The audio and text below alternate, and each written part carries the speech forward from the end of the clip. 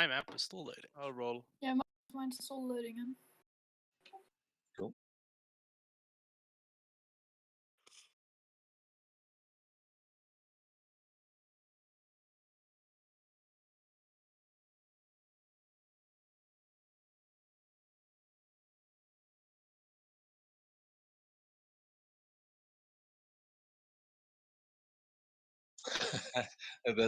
What a perfect question for tonight's session, because I feel like a lot of this stuff is coming to a head. What is the question? How does your character feel about keeping secrets from the rest of the party? Well, You sure we're all doing it as of this moment? Yeah. yeah, I'm almost certain. Well, yeah, I think that may have a lot to do with the animosity between the characters in this campaign. I'm definitely have had my regrets about letting you guys have secrets at all. But I think you guys are getting to a point where maybe you won't have to be so secretive with each other anymore. But this is definitely an interesting one. Shall we go down the line and go Estrella, June, Jerry, Sakura? Sounds good.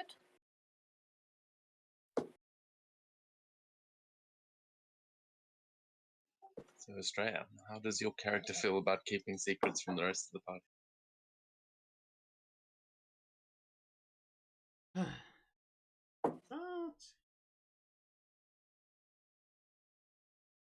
Sometimes it's best they don't know, because then they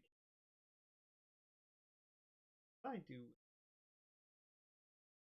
based on me or I'd oh well, that's dangerous. Could lead to death of someone or yeah.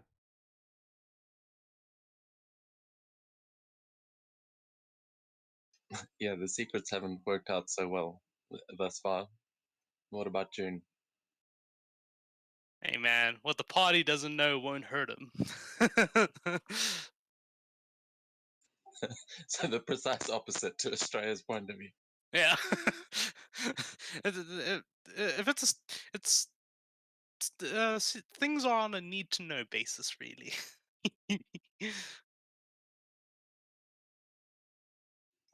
Yeah, I feel like that's pretty apt. What about Jerry? Yeah, Jerry's secrets are just problems he doesn't know how to solve yet, and revealing them will just mess everything up for him. So he keeps them to themselves until he can find a solution to them, and then he will share them. Oh, but this is the beauty of having an adventuring party, is you've got people that might be able to help with said problems. Yeah, but the problems you're throwing at me, I don't think so. Oh, probably. I mean, you never know. You never know what other secrets. If everybody's doing that, you might all have the solution to each other's problems and be keeping them from each other. But yeah, I feel like that's pretty fitting for Jerry, that he's trying to solve this shit on his own.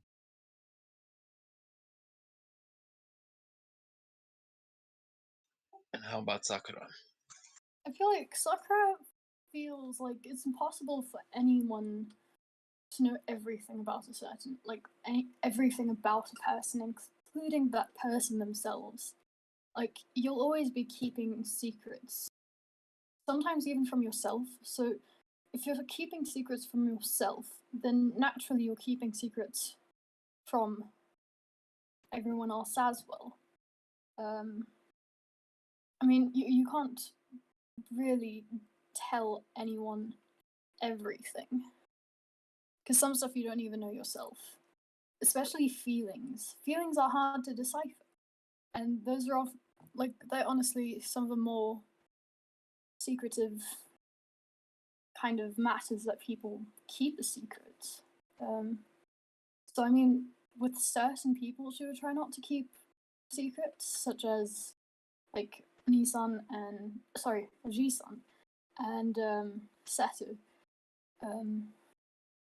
But I think those are her like two closest people, so those would probably be the people that she'd talk about emotions with, and probably hope that they could be like, okay, you know what? This is emotion. I know emotion, because she doesn't.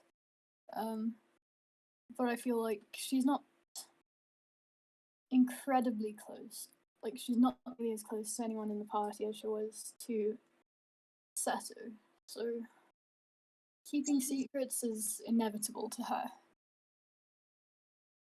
Yeah, you make some good points there, and I do definitely think that there's still some trust that needs to be built up in the party after some of the things that you guys have gone through.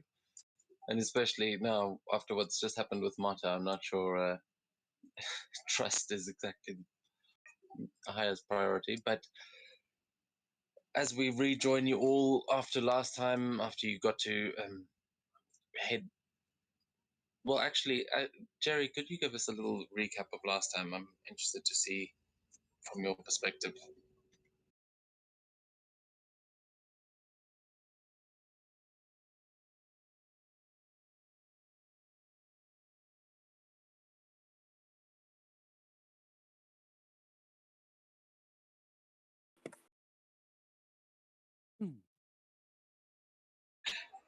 Is that you thinking, or is that an? Did I miss something? My mother walked in. I asked if you could give us a recap of last time.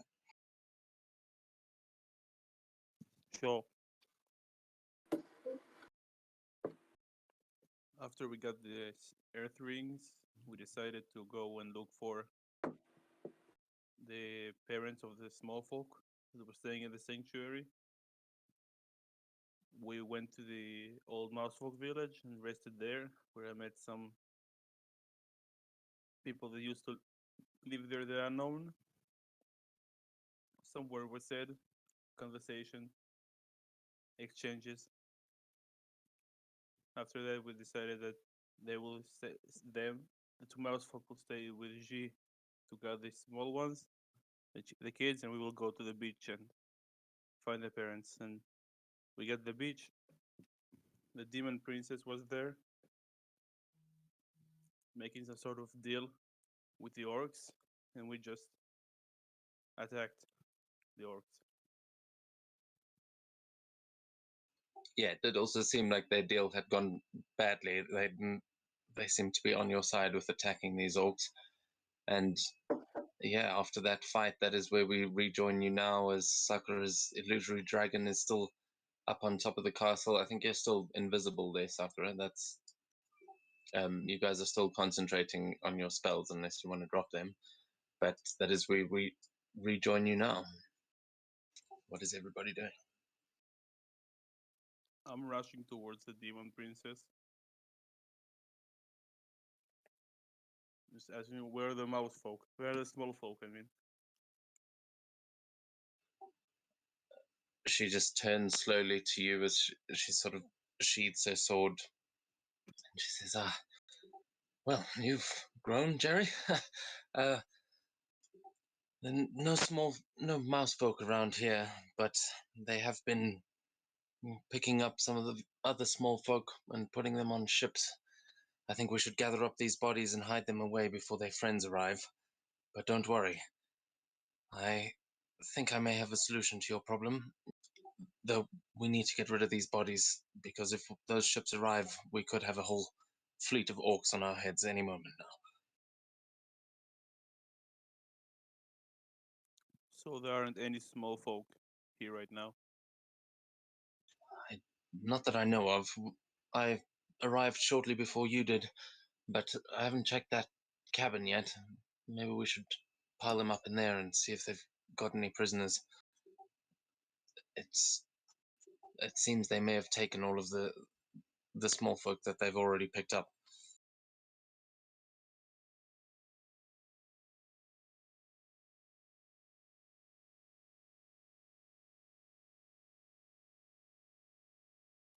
I just shrink back and start heading to the cabin. Switching back the mask from the dragon one to the normal one.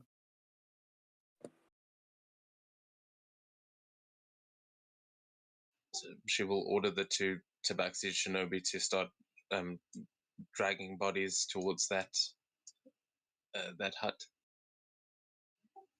What's everyone else doing? June is currently looking out towards the ocean, looking for any more ships or anything, see if they're coming yet or anything like that. You can give me a perception check. Sure thing.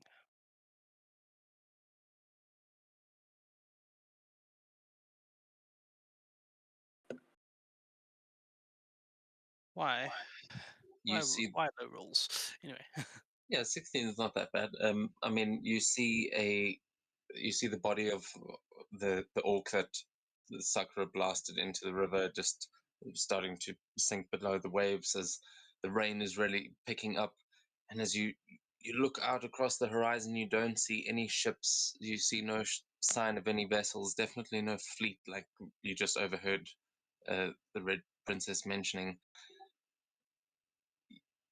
You definitely don't see any ships anywhere nearby. Alright, I'll begin helping move some bodies then, for now. Is there nothing inside the cabin? So sorry, Jerry. I just heard you were taking the mask off. Are you going into the cabin first? Yeah, I said I'm going to the cabin and taking my mask off. Okay, cool. Yeah, as you head to the cabin, give me an investigation check as you walk in.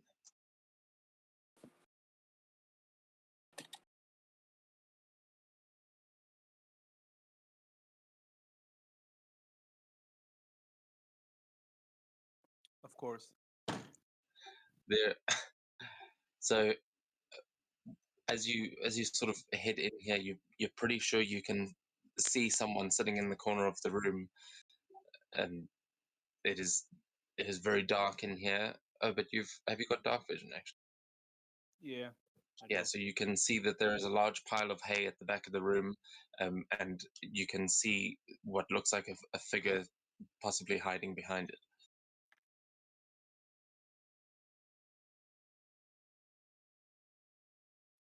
They come out, I wouldn't hurt you. The orcs are gone. There is no response.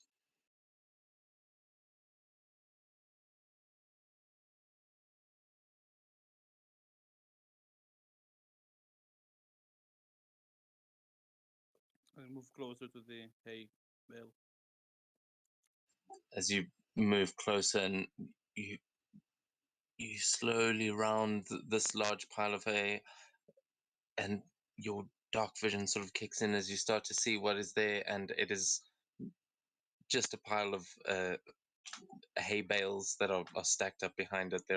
Is no one else in here, but you do see that in this patch there are a couple of loose pieces of chain that are attached to the wall, and it looks like there had been people sitting here at some point, but there is definitely no one here now. You were just looking at a silhouette. Okay. I join them, piling bodies inside the building. Okay, who else is helping with the bodies? June said he's helping. Yeah, I am. I'll help with the bodies. Well, actually, no, she'll try to help with the bodies. She'll probably be fairly unsuccessful, but sure, why not? Okay, are you dropping your invisibility spell yet, Estrella?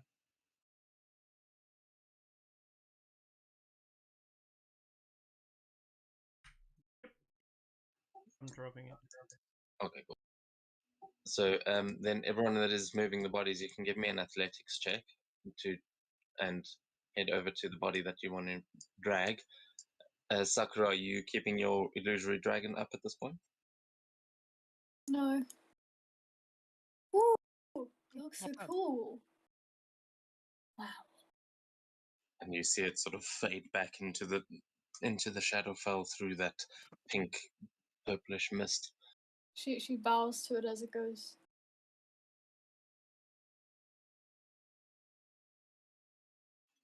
Okay, so which body are you going over to? Those two shinobi are alive. Those are the tabaxi. Okay, I feel like they've got that one covered. She's gonna try and. Okay. Oh yeah, so an athletics check from you, Jerry. You are easily able uh, to lift probably 2 orcs at once. June, this is a rather heavy lad, but you managed to drag him back to the cabin, and Awesome. yeah, you guys start clearing up these bodies.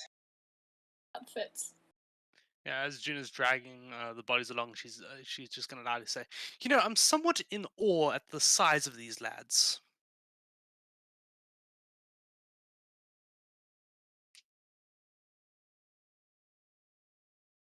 Well, I'm Sakura's just smaller and didn't like really help. tugging on this dude, and he's just not moving at all. Like she chose a big one. She was like, "Yeah, I can do this." Yeah, as you guys sort of arrive at the door to the cabin, which is just down at the bottom of it, you see Sakura pulling at this body, and it is just not moving. She's seems to be using all her might, but he is too large, and he's also sitting in a small crater after what killed him, so he may be a little bit embedded in the mud now as the rain is starting to pick up. She'll use the rain to her advantage and like use shape water to try and like gradually, I mean, she'll try and sort of shape it to fill up the hole, hoping that it will sort of get into the soil, make it mud, make it easier to pull him out, and also have Alright. Mage Hand try and. Okay, yeah, I'll say give me an Arcana check to try and do that. That's a very good idea. I like that.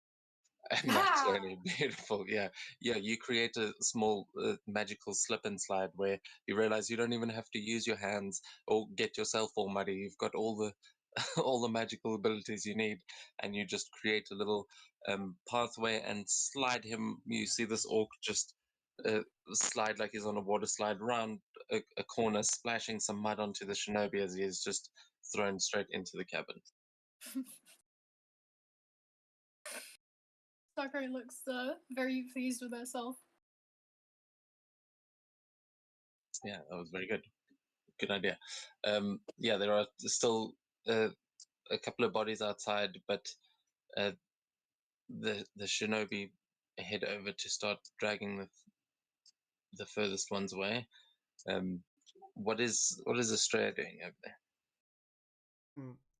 Well, the what's it called, the tabaxis are out of here. She has like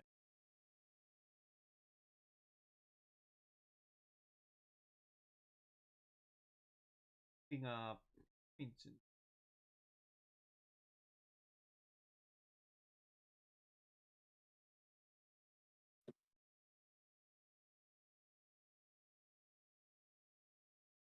Yes, well, these are actually two of Daichi's tabaxi.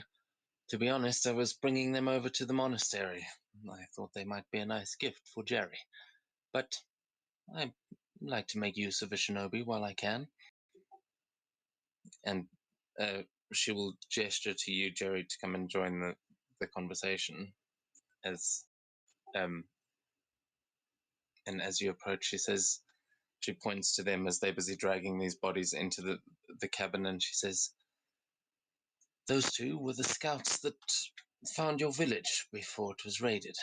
They're the ones who reported were-rats to Daichi's men. I thought you might like to take care of them yourself. And, of course, the masks they're wearing." And she looks back to you, Estrella. "Have you assessed the other two that you're traveling with? I thought perhaps we could bring them in on the deal."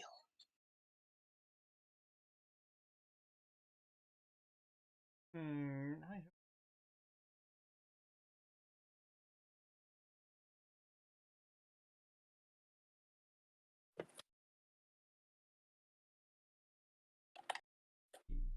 or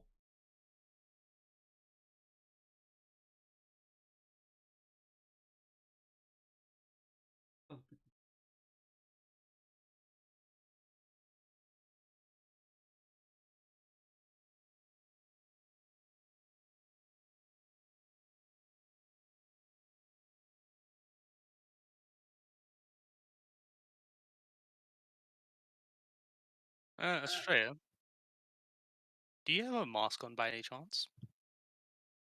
Ooh. Damn it. Okay. Yeah, they are. The Red Princess and Estrella are both, as you're sort of looking at this, you can't quite read their lips, but you do notice that the masks are very similar that the two of them are wearing, almost identical.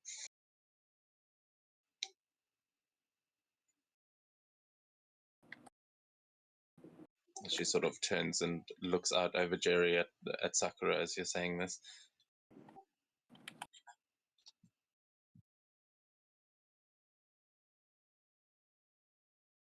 Jerry, was there something you wanted to say there? No, not really. I'm just listening for now. The Then conversation. she'll then just nod and say, all right, well, where is Z? She's still safe, I hope. He is looking at little. Well, You I came here to find a parent.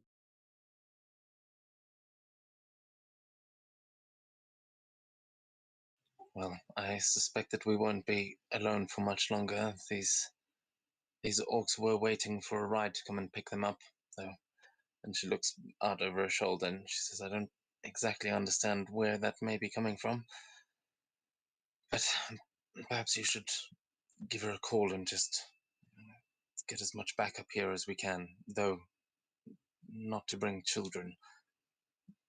But let her know, because I would like to proceed with the ceremony as soon as possible.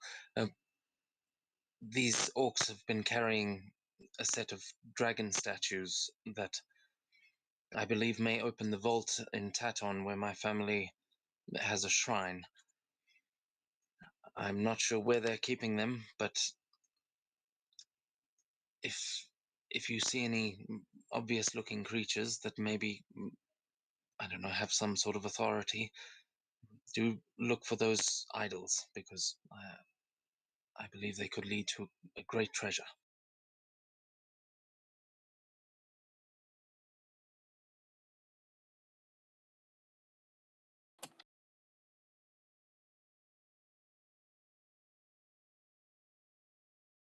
And Jerry, what would you like to do about those two? From what I understand, those are the ones you've been looking for. Just tell them that they found something in the house and I need them to check it out. You need them to check it out.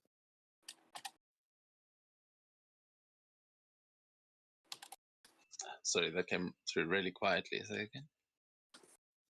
Just tell them to go in the cabin. Say that they found something and you need them to check it out. Indeed. And she'll just give a nod.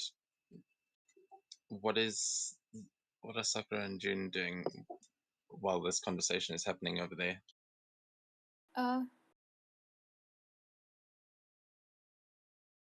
Well, as soon as I've finished moving these bodies around, since I see Jerry and Estrella talking to her over there, June's probably gonna keep a lookout for the so-called fleet and is gonna hop onto the roof over here and keep a small eye out. Use the chimney as a nice seat.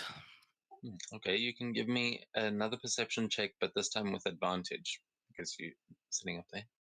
Sure Did thing. the cabin have any other like windows or something, or just the main door? There is a small window, but it that sort of looks out over the dock, but it is just the one main door. Yeah, are they big enough to crawl out of it? Out of there? Who? The two shinobi. To crawl out of the window? Yeah. Maybe. Yeah, I mean, they are tabaxi. You've seen, if they anything like Seto was, they would definitely be able to get through there. Son of a bitch. But Yeah. they they have both taken the other bodies and headed inside. They seem to be looting the bodies in there and just going through all of the pockets looking for something. If that's the case, Sakura will sort of be like, it's not polite to take from the dead. The Red Princess is looking for something. We're just trying to help. And these are times of war, after all. And they just start looking through the bodies, and they don't seem to be finding much. It doesn't look like these orcs had much on them. Sakura is in the cabin. Yeah. I just pull her out and tell her, stick it in radiance inside now. Why? They're the same ones we made for the sanctuary. They're Okay. the reason this whole thing began. Wait, what sanctuary? I'm asking this as Kate. Sakura probably remembers, but my brain is still like. Where we got the Earth Ring. Yeah, it means monastery. The monastery, sorry.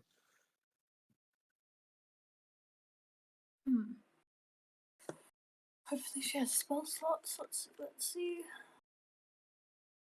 Sickening Radiance. No, it's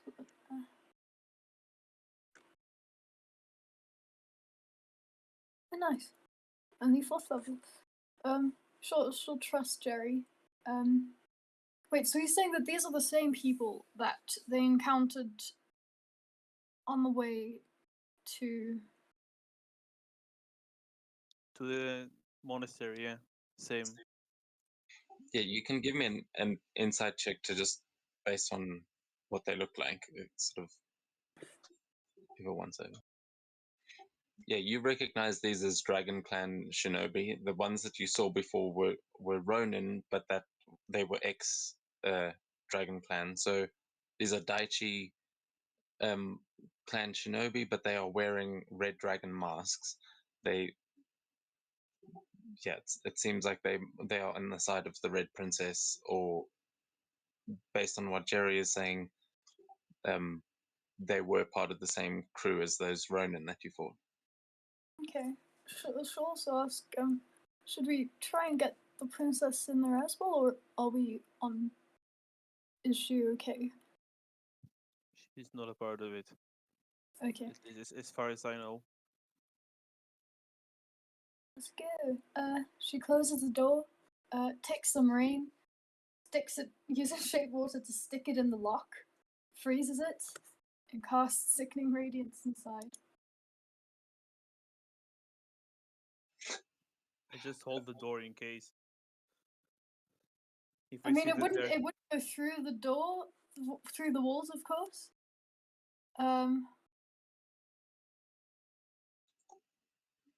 Wait, what? It It doesn't does like spread go around through- corner. It doesn't go through the walls. It spreads around corners, but it can't go through walls. So if you cast it inside a room, it will get everywhere in that room that it can reach, but it won't go outside the room. Yeah, I mean, I think if there was like an open window or something, you might have some. So, June, you will see this glowing green light come from the chimney that you are sitting underneath as you hear these horrible screams and yowls as the two shinobi in there need to make. Oh, they I think definitely failed. That did it automatically. May have asked you guys to do it as well. Yeah, as this Yes, happens, she me. immediately goes, "Yo, what the fuck is going on? Why? What?" And she's completely confused right now. By the way, what did I see with the 20% perception? You guys shouldn't be taking. Yeah, don't Damage. worry. I'm gonna undo the damage. It just auto targeted everyone. That's why I didn't roll, so it won't damage. Yeah, I me. don't know why it rolled for me. That was weird. 'Cause I You didn't were see in the it. range. Maybe you pressed on the button that said roll. No, it's because you placed the template, but I don't have walls set up, so it didn't see the walls there. Oh no. Because I mean, I'm gonna set up walls for just that one tiny place, so it just targeted all of you. But that's fine. I've undone it now. You should still have the health. Cool. But they both take 17 points of damage as you just hear them start screaming, and they are definitely taking these effects. What is everyone else doing? Oh, and they're also exhausted one level. Every 6 seconds, it's another level if they fail the con save. Okay, so yeah, they are going to start trying to break out. Jerry, you can give me an athletics check to try and hold the door.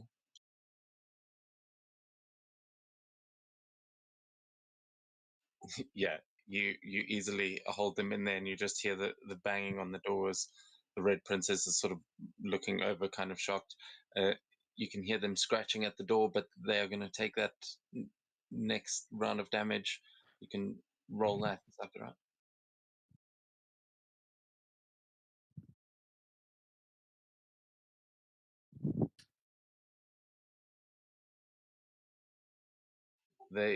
They are both just like coughing and spluttering. You can hear the scratching has sort of started to slow down, as they are now just barely tapping on the door, and you can just hear heavy breathing on the other side. Um, anything else you want to do? They are both nearly dead. I'm just waiting for them to die. And with that, another 6 seconds passes, and the sounds stop completely, as both of them are dead. Sakura's kind of surprised that Big died so early. June is fucking horrified. Jesus Christ.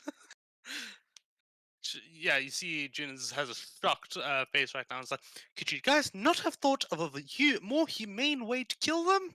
Like, that's fucked up. Oh, Okay, first, easily. But Sakura it's is the like, quickest way. yeah. Usually she would agree that like that was probably kind of cruel. But I mean, she's exhausted. She doesn't want to put in effort and go into another fight. Just, close the door, sickening radiance, quick, easy, and over. So she just says it was the most efficient and convenient way, and just shrugs.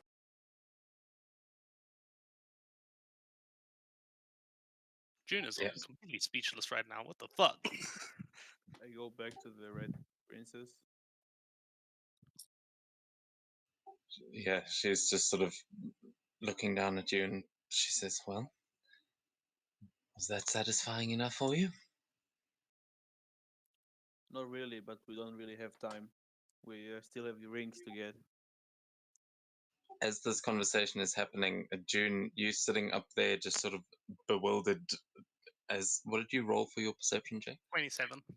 Yeah, so you kind of just like shaking your head, trying to deal with this. You look out over the sea, and your eyes sort of naturally just drift up as you're trying to take in what just happened, and you see a shadow moving down from the clouds as you hear this conversation starting down there. And with the experience that you guys have, you recognize that there is an airship now starting to break through the clouds above, through the rain, and is coming towards you guys. Yeah, I Mhm. see this on my. Guys.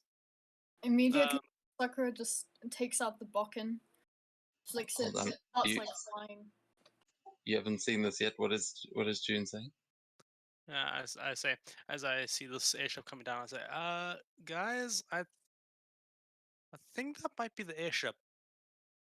Our airship, maybe. I'm not too sure. No, it's a different airship.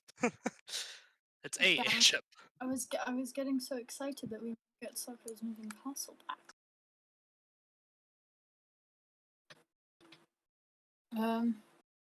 Oh fuck! Yeah, you now all see, as June points this out, everyone's heads turn to see this huge, like strange rusted metal ship descending from the clouds, and you can sort of hear the din of orcish chatter from above. You can hear the sounds of creatures that seem to be letting out shrieks and roars, that they've clearly got something on board there. But you can see this ship now descending towards where the dock is, and you guys are currently in full view. What is everyone doing as this thing draws in closer and closer and closer? I'm hiding behind the chimney.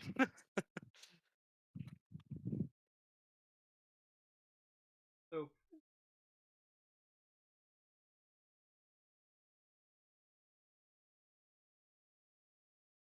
Bacon that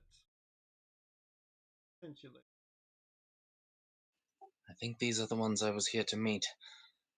They may have one of those dragon idols, but they are more than likely hostile. I haven't seen these creatures so far north before. Everyone be on your guard.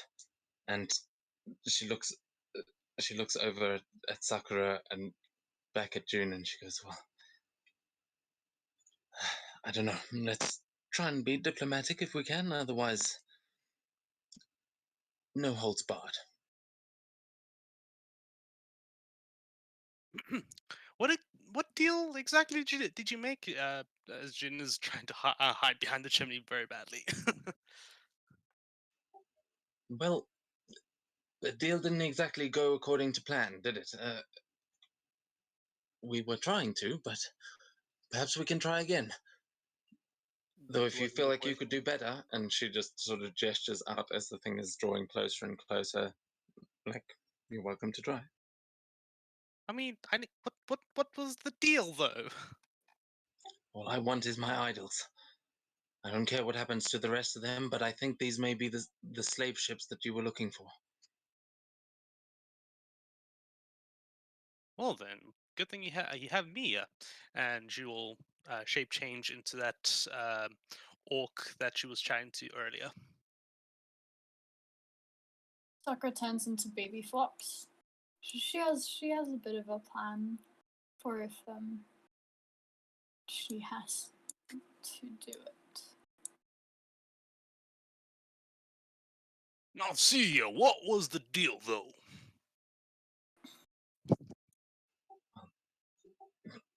And she actually give me a persuasion check just to on this one, because the red demon might not trust you so much here.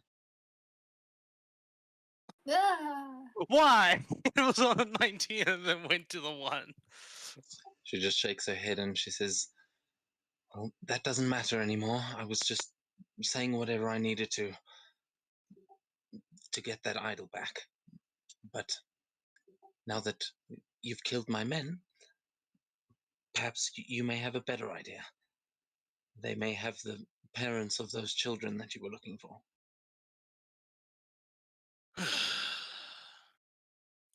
I'm really good at you know, acting, but I need details in order to make this deal. Just saying.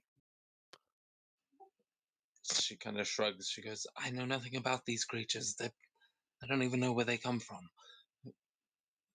This is more airships that in the past week than I've ever seen in my life. So your guess is as good as mine." And she just shrugs and sort of looks over to Estrella. "Eh, You've been around. You got any experience with these things?" usually are pretty just avoid them.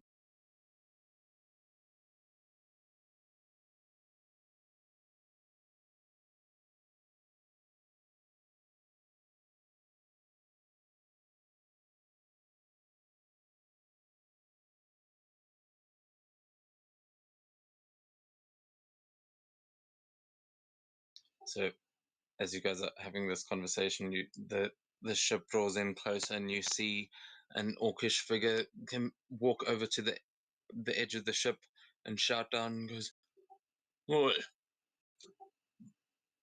Are those the ones you? Is that all you could find? Where are the rest of the lads?" And you just hear one of the orcs shouting down, but the figure that has stepped over to the edge of the ship still remains silent. Well, I've left the lads close by, but these ones wanted to talk about a deal. You can give me a deception check to try and pass yourself off as an orc for this. And I can make it an advantage because I have the actor feat. What's with these rolls? I'm so I'm so annoyed with these rolls. Yeah, but that's not fair. I mean, you got a freaking plus 15, so yeah, at 20, you'll definitely be able to pass yourself off as an orc, especially Yeah. at this distance. Now you feel my pain, June, when I roll a 2 and a 3 on my attacks, and it doesn't hit because it's a 2 or a 3. Uh, So you see the dumb sounding one sort of look at the other one and go, "Oh, this is better than nothing, boss." He goes, "Indeed, but," and he sort of leans forward and he goes, "They're not in chains. Why have you not put them in chains?" Because these are the ones that wanted the deal. What deal? They want to make a deal. All right then, I'm listening. What kind of deal do you want to make with us? What was the deal you wanted to make again?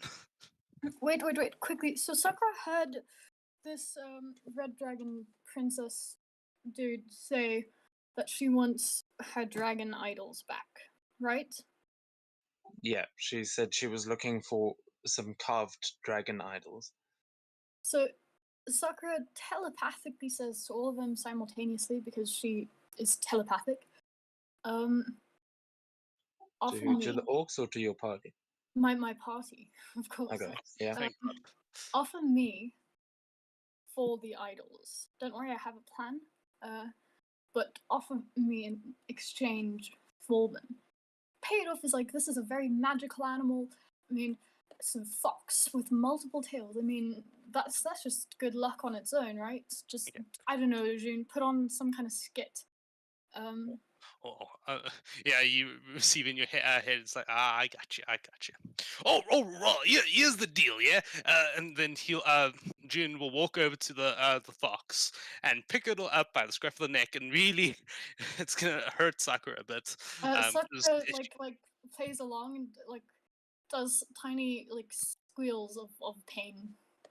And I'll Like, use a quick minor illusion to make it look like there's some rope around the legs to stop it from moving. I think they wanted to trade this thing.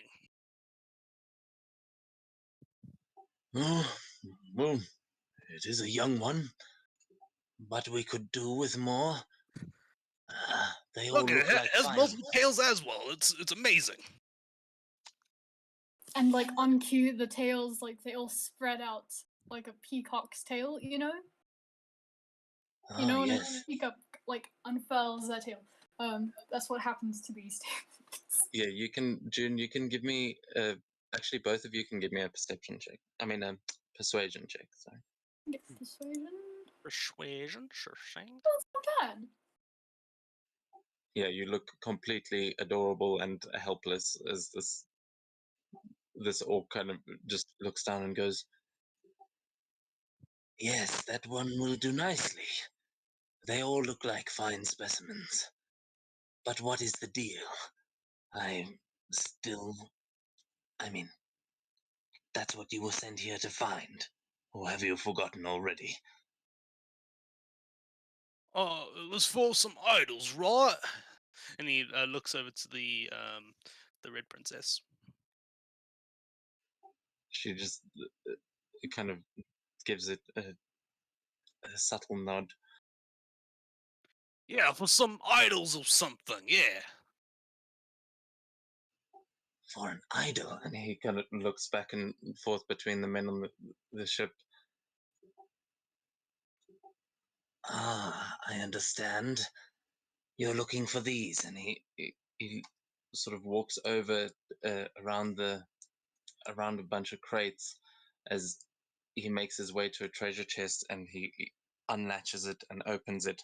He pulls out a small, what looks like a black dragon carved out of bone that you can barely make it out from this distance. But he goes, "For one of these. But this is such a holy relic.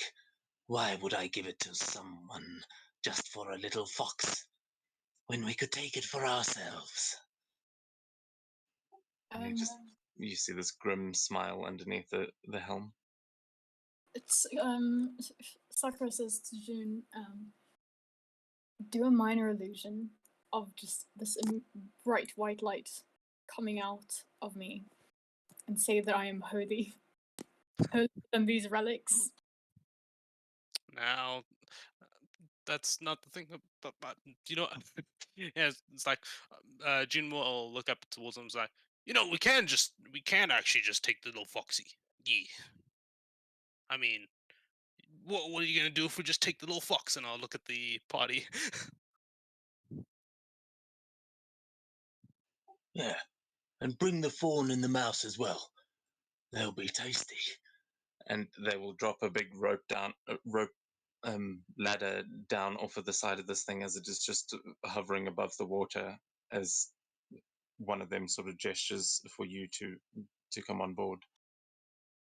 Yeah, and I'll quickly send out a message to everybody and say, act like you're you're captured, and pretend you're tied up or something like.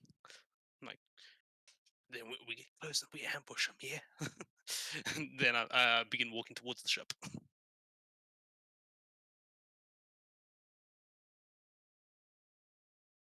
How are we And supposed to climb Sakura's up? being carried by the scruff of the neck. Yeah, I'm gonna ask for everyone to give me a deception check, but you will have advantage on this because of Jun's performance there.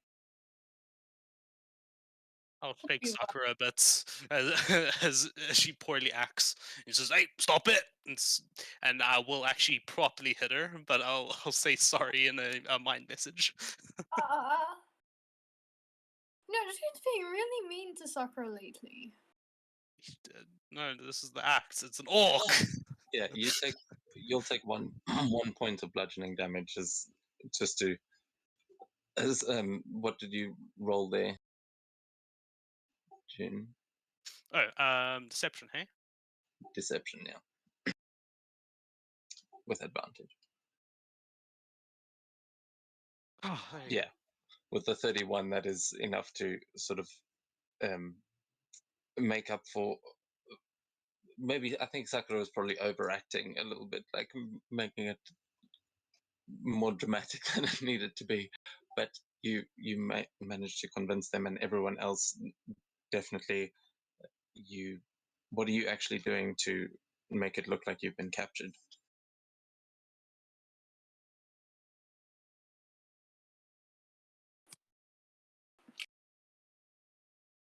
Oh, what was that? Oh, you don't want to know. Want to know? And yeah, the two of you can make your way actually onto the ship as you approach the rope bridge if you want to climb. Oh, how am I supposed to climb up if my hand's supposed to be tied? Oh yeah, that's a good point. So if you are pretending that your hands are tied, you're going to approach the rope bridge. What do you do? Hey, can you bring some lads down here so you can help these other two up? Yeah, but where are the rest of your lads? Come on, you two boys. And you will see two of the orcs go and start descending the bridge. And don't worry about them. They're just hiding out. Yeah, they'll come out in a minute. Which I just gotta give them the secret signal. You see, I got the smart brain orc. Smart orc brain. Yeah. which of the cages has the most small folk and whatnot in it? Well, we'll get to that in a second as the two orcs descend to try and help Jerry and Estrella up there. You guys that get up top there first, you can both give me a perception check to see what you see on board there. Sure thing. And Jerry, what is Spike doing as well? He was just sort of sitting back there, but is he with you at this point, or have you dismissed him? He's probably standing next to the Red Princess, like at the back. Okay, so is he also making his way on board? Because Do they want him? Yeah, they would all definitely, if they had seen Spike, they would definitely be interested. Yeah, sure. Yeah, the orcs kind of look excited, and as yes, Sakura and June, you both definitely see this as you go aboard, up on board. You have a look at these cages, and you see in the one in front of you, well, the one to your left, you see a two-headed dog that is just, its eyes are glowing and it is all shadowy and it looks almost sick. On the right hand side, you see a few tentacles sort of lashing themselves out of the cage, but they are attached to what looks like some kind of a panther, as you see a displacer beast in that cage.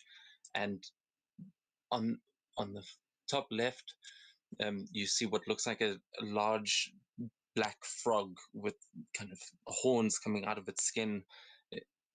And in front of you, in the biggest cage on board, you see a rather large figure with huge white antlers. It seems like his eyes are glowing, and this creature seems feral and just like some sort of shadow has taken over its soul. But you guys would both recognize it as, you see it is a sort of corrupted version of this that you were looking at, and it is very clearly related to one of those kids that you met. Is the picture showing up there for you? Yeah. Yeah. Yeah, he did. Do any of them look like friendly? No, not at all. They all seem like feral. They all kind of seem to be angry at being in these cages, and their eyes are glowing with this dark, just demented energy. It seems like they are just husks of whatever the creatures were before. And the orcs that are standing around you, you see there are now two in particular, much larger orcs than the ones you fought down below. And these are a lot more menacing looking, these orcs. But yeah, it seems like they've caught some rather large creatures. Yeah, no, Sakura is going to say telepathically to Jin, well, I clearly read the situation wrong. I don't have a plan anymore. Oh, you don't say now, don't you? And you'll say I was that very condescendingly. Look, I was expecting the small folk to be in the cages. You would have thrown me into the one with the largest amount in there. I would have burnt their chains or whatever off. And would, like casually just become a human in the cage and cast a spell out of it. But I mean, you can't exactly throw me in a cage now for the element of surprise, now can you? Because if you do, I'll just get eaten in one bite. As you're saying this, one of the orcs just points to the cage with the two-headed dog and goes, "Oh, should be able to fit it in there. They might get along."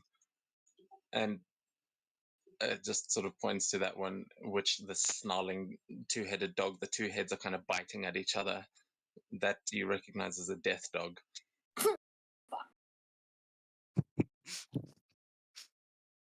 Recommend that they put me in my own thing so that I don't kill the other thing or something. You know, this dog over here is looks real expensive. I don't want this thing to kill it, you know. And this thing will kill it. This thing was hard to get. Just say. It might look small and fluffy, but it packs a punch. Well, if you say so, I'm sure we've got another cage around here. I don't know, put him in a barrel or something for now. We can find more cages below deck. And then he'll sort of gesture to one of the other ones to start rummaging around around the crates to find another cage. Okay, that'll work.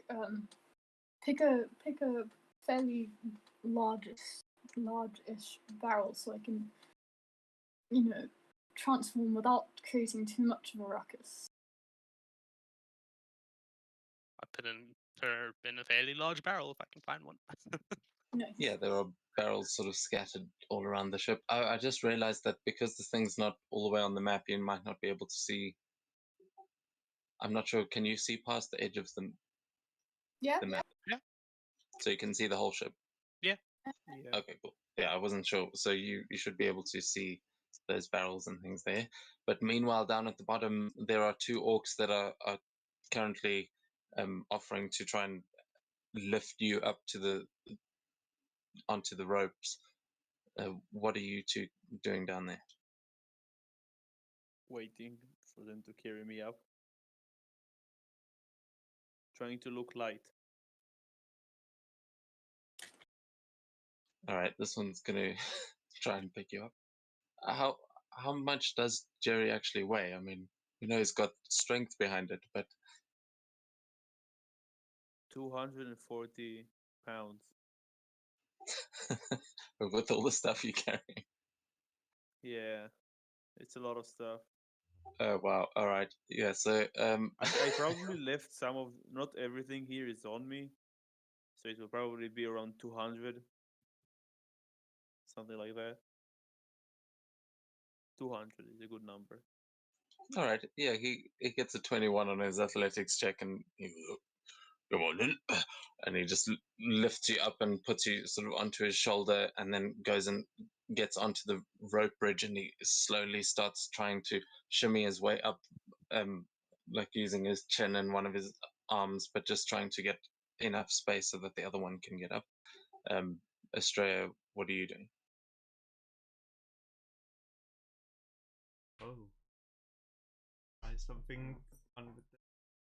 Basically showing my side and saying, well, he tried to tie me up, but due to some magic tie me up, well, either I vanish or the shackle or whatever ties me up vanishes. Oh.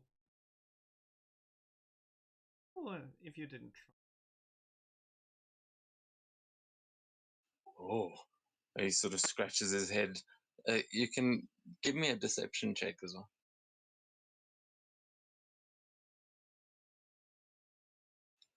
Oh, that is a strange curse. Well, don't worry, we got some manacles up there that they take the magic away. I'm sure those will work. But come on then, up the ladder you get. And he's just then gonna sort of go over, look at Spike, and go, That means I get to pick up you, boy. Come here. and he's gonna start walking up to him with his arms out wide to try and grab Spike. What is Spike? And Is the orc up here still like standing on the edge? yeah, he's sort of holding onto the rope bridge. He's like getting ready to pull it up with you guys on it. Yeah, Spike will just fly up and land on the ship waiting for me. Oh, what a curious day. Animals just jumping onto the ship themselves. Never had this before. And he just sort of slowly makes his way back, looking confused, and grabs onto the rope bridge as the other one starts to pull it up and pulls all of you up with it. He seems to have, yeah, he just starts like slowly pulling it up. You see, he is straining a lot, but eventually you guys all make your way onto the ship up there, and Is he you still on also the see edge? all of these creatures in the cages as well. Do I recognize the dog? No, I thought it might look like the shadowy one.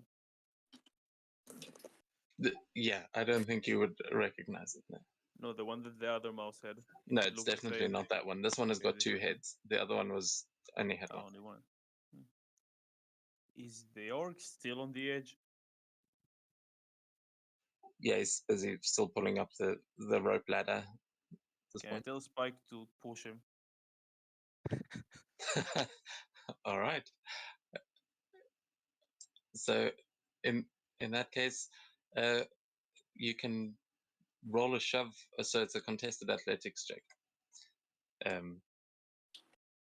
Seeing this happening at the moment, can I use Mage Hand to try open up this cage over here? Yeah, you can absolutely do that. You can give me a sleight of hand check, and then let me just get a contested strength check there.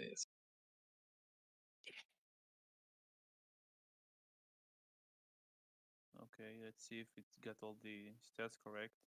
Oh yeah, let me go call the lads. I'll give them the secret signal. And she makes her way over there and begins waving the orc Jin begins waving her hands like an idiot really. I realize that everyone in that house is now mulch. Yeah, except for the 2 masks that they were wearing. That is all that's left over. Yeah, and you murdered 3 people in cold blood, assholes. But with that, so you managed to unlatch that cage as I'm not sure what happened to the rolls there, but Spike pounces onto this orc and pushes him overboard, and as he screams, everyone roll for initiative. Master tactician here. Oh, damn it, I was hoping we'd have a bit more time. Another nat 1! Come on! It's punishment. Cast creation inside the thingy. It's fine, I got it too.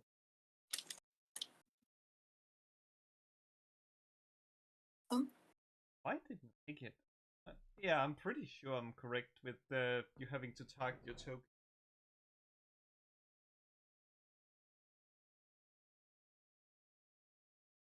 List, as always.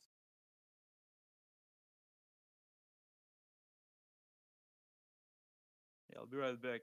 It still takes some time before my turn.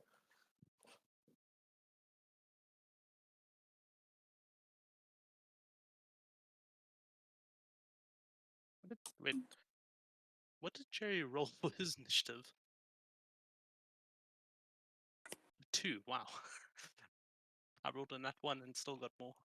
Welcome to the Paladin life. Or plate life. Yeesh. Okay.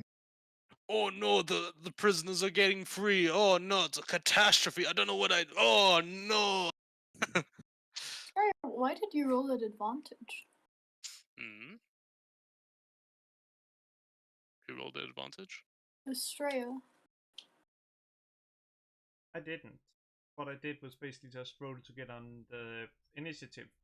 Apparently, you need to target your token before, and for some reason, I hadn't. Oh, So is everyone's initiative right there, or do I need to make a change? Mine is the original one with 13.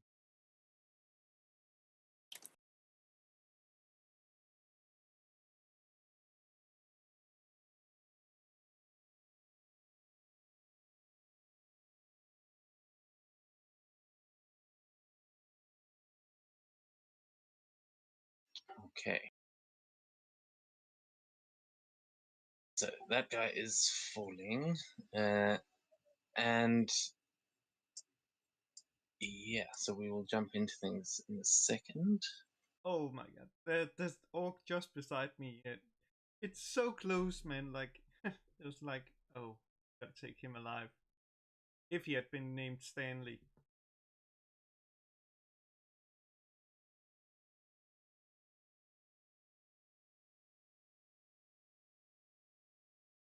Okay, so the battle will begin when the music changes, because I'm just lighting a coal. Hold on.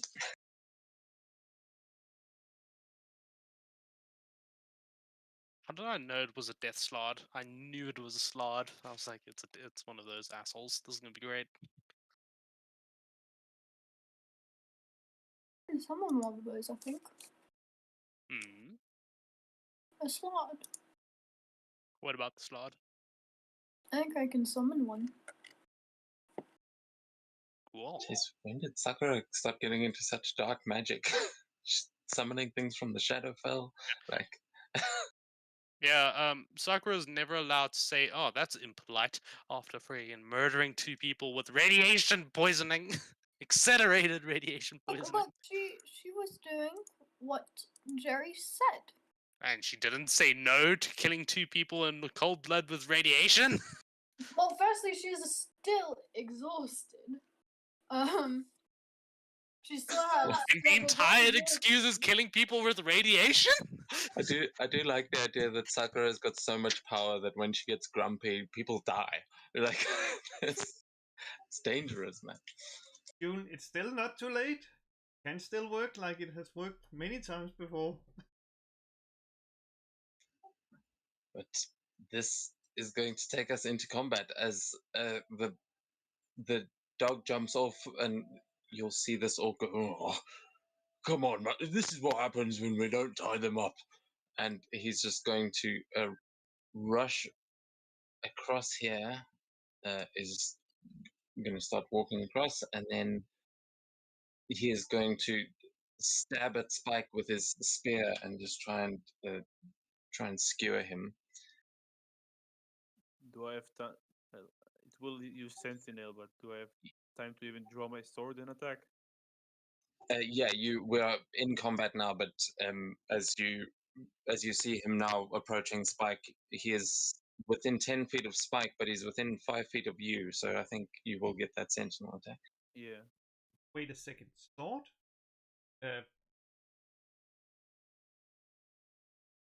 Sentinel. Remember that because I made the same mistake in the bonus. Huh? The sword? What do you mean?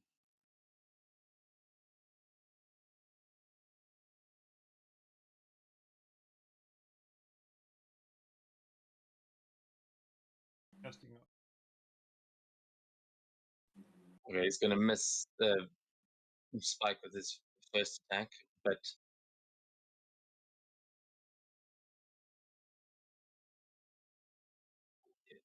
yeah, Jerry, I think you'll get that opportunity attack unless I'm misunderstanding something.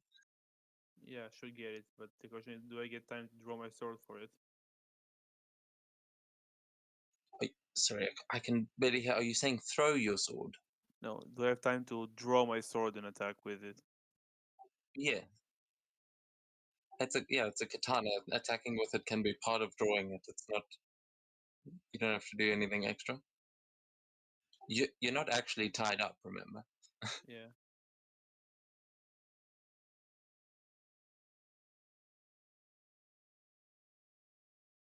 Why doesn't roll?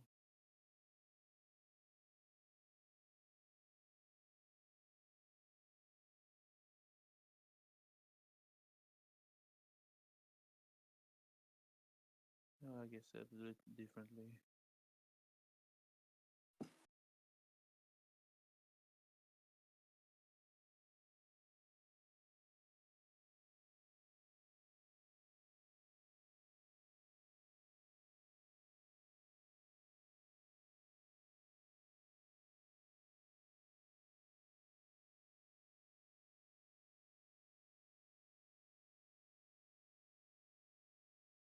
I love how it's playing Star Wars music. Yeah, man, you're on an airship. You don't know where these orcs come from. Why not? Oh, nice. All right. So yeah, you definitely slash into this orc, doing some damage. 20 points of damage there. And he's barely injured. This is not going to be fun.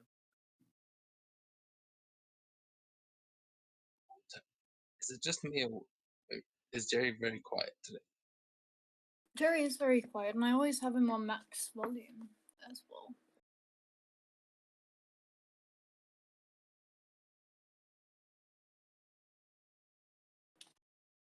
Okay, so he's. If there's something else you're trying to do there, Jerry, you can roll for it. But he is then, after you hit him, he's going to realize that you aren't restrained, and he's going to turn his great axe towards you.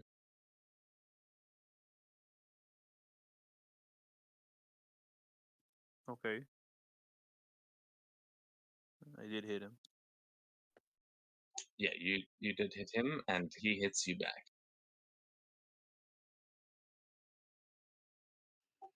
Okay, you take 8 points of slashing damage there as he brings his great axe down upon you. But I think that's going to be his turn, taking us on to. Oh no, actually, he's going to use a bonus action to be like, "Rig is a trick! Everyone at the ready!" And he's just going to use his feature to give out a battle cry. Oh, So that is going to give all the other orcs on board advantage on their attack rolls. But Sakura, it is your turn. What do you do? she is in barrel, back to human. She like sort of like peeks out the top, very like subtly, just points a finger as the spell description says, mutters a few things, and fireball. Can there be some really like stinky fish or something along those lines inside that No. barrel? No. Yeah, there's nothing too smelly in this one, but you are standing on something soggy, though you're not sure what it is. You do pop your head out, and there is an orc that has just picked up a cage that it would be a perfect size. He goes, "Oh, I think I found one," huh? And he just sees your eyes as you point your finger out, and yeah, place the template for that fireball. No, that's a pretty good placement there. Okay, getting all your friends. Oh no, Nice. no, it's a circle. So the friends were just out of it. I don't know why it showed as a square, but I Oh, think. I'm in that circle as well, you know. Oh wait, really? Yeah. Yeah, uh, that's me Jay's over one there. of the orcs, but Oh fuck. that I'm I not. don't know. I'm not. I'll say that you. Yeah, I'll say with a circle, you just be able to maybe. Yeah, Jerry's tiny, so you can miss Jerry and Estrella with the sphere, but you are definitely going to hit June. Yeah, I forgot June was an orc.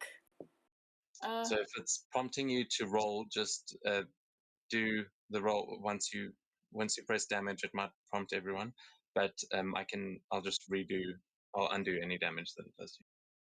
Although it shouldn't make a difference to if you guys are wearing a mask. Allowed rolled for everyone. Yes, this is why these automated systems are so nice. Oh wait, Fail, you're hitting June with the fireball. fail. Oh, Jerry, Yeah. you guys don't need to make deck saves. Yeah, it just Yeah, but it would have rolled anyway. it's for Man, the thanks. system. So Thanks, Sakura. I Such a mean, good friend. it's payback for the For the what? Hitting me with the freaking fireball. water. Oh my god, Jun. Don't throw water on Sakura in the future. She doesn't No. like it. And now I just imagine June basically being like turned like water ball. yeah, so Sakura, you kill two of the orcs. The two that were helping Jerry and Estrella up are both completely immolated. Nice. And I wonder if that's a bonus action turning into a fox. I don't know. This is like a complete homebrew race. Do you think she could turn into a fox as like a bonus action, just so that she seems inconspicuous to this orc that's probably gonna come and be like, "Wait, what you doing?" No, but I will say that because you're already inside the barrel, you would just have to basically lower your head and the barrel would close again. So you can roll me a stealth check and I'll allow it as a bonus action to hide because you're already in this barrel. Nice. Okay, yeah, the orc definitely saw you in the barrel. No one missed you casting a fireball. That one definitely didn't miss you, but the other ones were definitely taken by surprise as the displacer beast is now thrashing around and most of its cage is burning and falling apart. It seems like you have broken that cage as well as the one that the elk was in. And the rest of them have taken some pretty serious fire damage. But I think that's gonna be Um, your turn, yeah? June has also been hit by the damn fireball. I think she'll telepathically contact the displacer beast and the elk. Damn it, she doesn't have abyssal. She'll try Sylvan telepathy, I guess, and say, "Now's your chance to get back at the ones who wronged you. Gambatte." And Okay. hope they attack the orcs instead of our party members. Yeah, you get the impression that these are all wild animals at this point. So you, as you send that message through, it is you get the same impression as if you were doing that to like any wild animal. So you're not entirely sure it understands what you're saying, but you know that it can hear what you're saying. Whether or not it's actually going to tell the difference between allies and enemies is anyone's guess. Okay. But yeah, Yes. cool. Yeah, if it is sentient, it may react differently, but that is going to take us on to the Red Princess down there, who is going to, as this orc splashes down into the water, is going to run and jump onto um, one of these boats, and she's going to draw her fan and slash out as this wind blast kind of slashes out at him.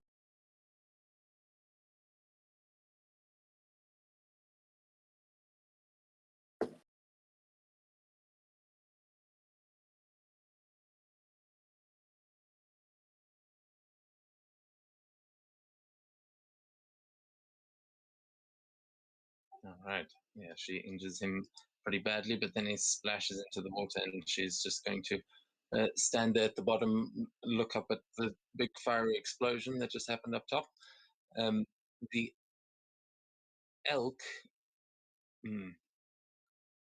Wait. Sorry, this thing is regeneration. I just need to double check how this works.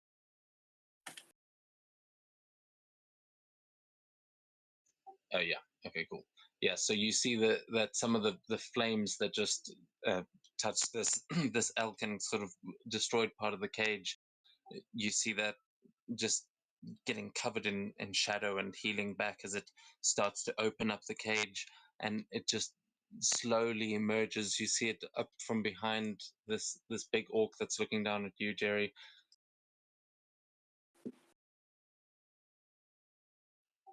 And you see its claws come in from behind and just grab at this thing's head.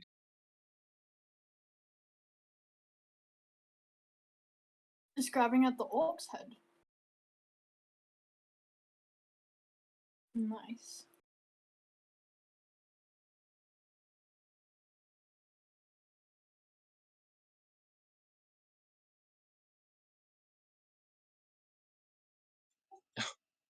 It misses with the first grab as the thing goes, huh? And he instinctively just pushes the claw off his shoulder, but the jaws are not so easy to miss.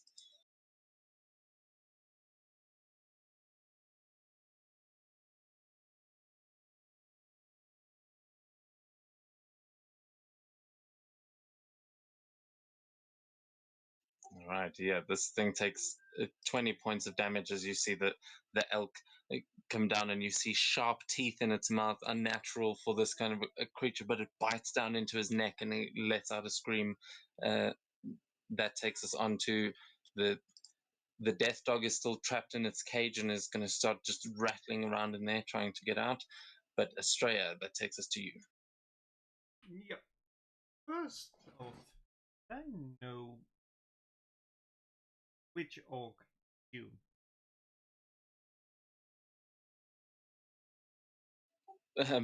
Yeah, you can give me an insight check to try and recognize the one that you saw her transform into. Yeah, you recognize the one on your right that is looking extra pissed off at the barrel that where the fireball just came from. You recognize that one as June. Ooh, you're gonna love this. For the orcs, I've not seen any aggression from the other cage other than the elk, but I don't include that. Just gonna say to the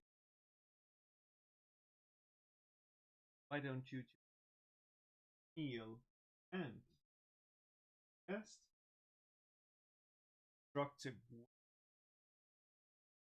yeah, just which requires a con 18 and ignore the project. It's a choice between. Okay, I don't think you can choose specific targets in there with the destructive wave. Each creature you choose. You're right. Okay. Oh, that's pretty cool.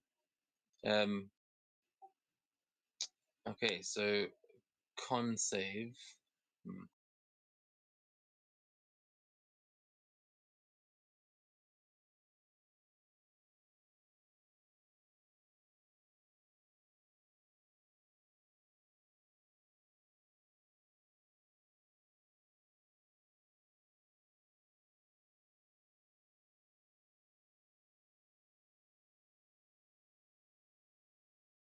Why are their con saves so good? Oh, Yeah. Okay. So the captain saves. I think. What is the save DC? I think only one of them failed. Yeah, it's 18, 18. and the effect is that they still take half the damage, but is knocked prone. The one that failed is knocked prone. Okay. Nice. So the one that has just been bitten is the one that's knocked prone, which makes sense. He's the one closest. Okay. So, but how much damage was it? The top is the if they fail, and the bottom is if they save. Okay. Nice. Yeah, so that one is killed. The one in front of you is he takes the bite, and you just blast him backwards into the creature's jaws as it just starts tearing him to shreds. And then I'm gonna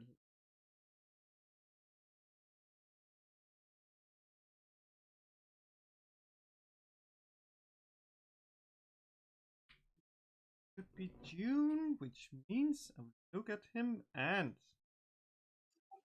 what is done is done.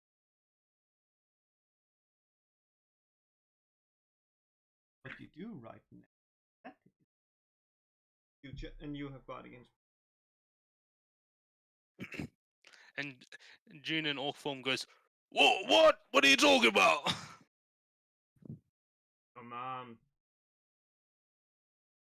Don't talk about my mother like that. You also killed the one that was just looking at Sakura at that barrel. It was looking at it and then just gets blasted sideways into the crates, and that just throws that cage overboard. But at this point, it's going to be the captain's turn as he just looks around and sort of shakes his head, trying to get it clear. And he goes, "What? What is going on here? Damn it, you fools!" And then he's going to look at you, June, and say, "You little shit, you betrayed us." And he's going What? to No, try I and, didn't. I didn't betray you. Oh! He's gonna cover himself. he's going to try and Spartan kick at you. So this is just actually going to be a shove action. Okie dokie. So hold on. So yeah, contested strength check. I can use acrobatics instead, right? Can you with shove? I don't think so. Pretty sure you can. I think you think Okay, of grapple. Just can someone double check that for me? Just it's easier to look on D&D Beyond. Let's check. I think it's just straight strength, but if it's Either acrobatics or... athletics or acrobatics. Ah, cool. Yeah, okay, cool. Then I'm just gonna just give me a sec. Okay, there you go. You should see the prompt in the chat. Sweet.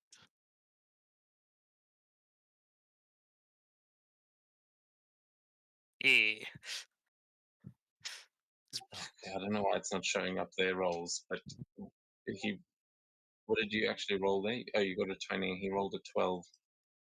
So plus. Ah, okay. I know he's got a plus 10, so he got a 22 actually. Damn. This is the captain. So yeah, you are pushed 5 feet backwards, and you are thrown sort of overboard. You can actually give me a dex saving throw to try and catch yourself on the way down as you are flung over, unless you've got something else you want to try. No, dex savers. I'm happy with that. 17. Okay, yeah, you kind of hit the side and scramble over the edge. You just at the last second manage to grab onto something, but it is not pleasant. You are now just hanging off the side, and you take another 2 points of bludgeoning damage from catching yourself and slamming against the side of the ship. Okie dokie. Then yeah, that is his first attack, and then he's going to step over the barrels or the crates that are there, and then over to you, Estrella. He's going to take an attack against you.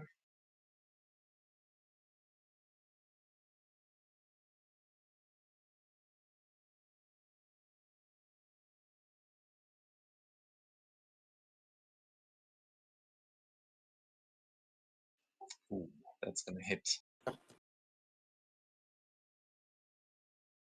Okay, you take 26 points of damage as he slices into your. What kind of armor do you wear again? Nothing, since wearing armor would mean I don't get the. Okay, well, what happens here is that as he slices into you, he is going to carve a scar that'll probably last as he uses his bonus action to bone rip, and your AC is permanently reduced by 1. So you get a -1 to your AC, and unless you can repair the armor. So that means if you're not actually wearing armor, that means that you're going to need medical attention as you're now bleeding essentially. Yeah, what is it called? I'm trying to find the. Remember the wounds table? You're going to have to roll on that, I think. Oh no. As he has got quite a nasty blade here, but I can't find it. It's at the 0 HP. Yeah, the one, the one that's on World Anvil. Could you? Because I know you can probably find that quicker than anyone. So could you actually go and roll on that for me, please? And then we will carry on so long. But he slashes into you and does some pretty serious damage, as there is a demon within the blade that he's expending a charge to actually do this extra damage. Which which is it? Yeah, I can't remember now. It was the critical hit table, or Oh, it's critical hit by severity. yes. Oh, that's even when I bookmark or not bookmark. Yeah, I thought I'd imported it here into Foundry, but I can't find it.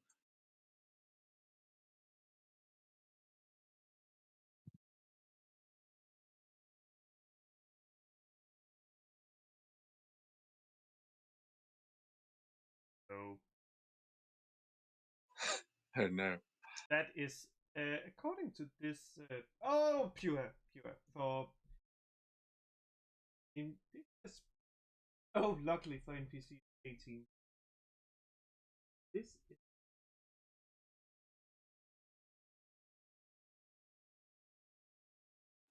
Oh wait, does that drop you to dying? Is that one of those? yeah, that's what critical hit by severity and dying. Yes.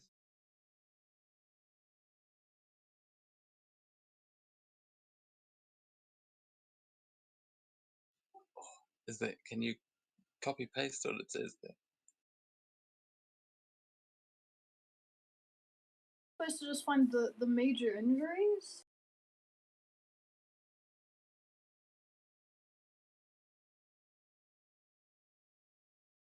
That is pretty much because the other one that is 16 plus for players character. Oh yeah. Okay. So, all right. So as he walks up and he sort of grabs you by one of the horns and slashes down into your stomach as he just calls upon this demon. You feel this blade rip right through you. You can feel it cut right down to your spine as you just drop to the ground. Blood spilling out all over the floor. You you hear this horrible sound from behind you, Jerry, as that is going to be the captain's turn. And yeah, Australia, you are currently uh, bleeding and dying out. So,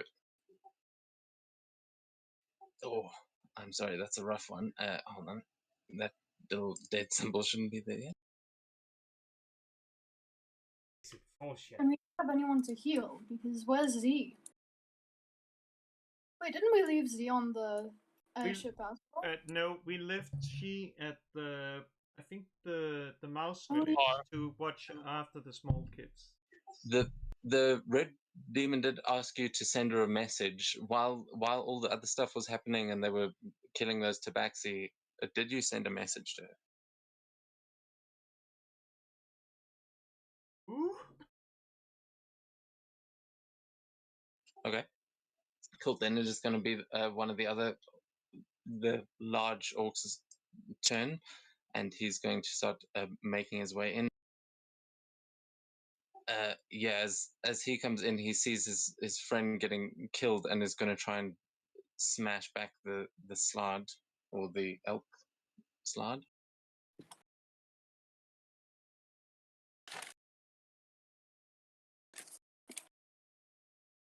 Oh, that's not working properly. That should have actually hit.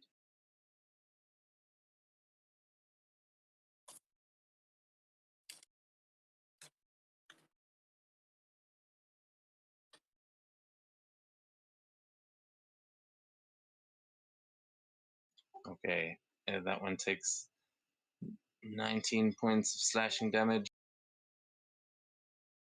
And then the second one's going against Spike. Oh no.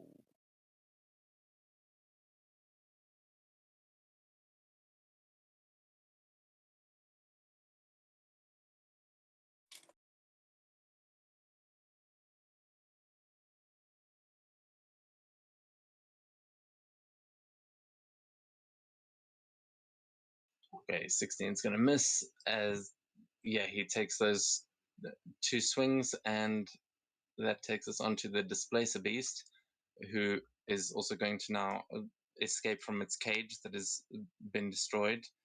And it is going to come and run up here onto these crates as it just looks around, its tentacles sort of lashing all over the place. And it is going to. Does it work again?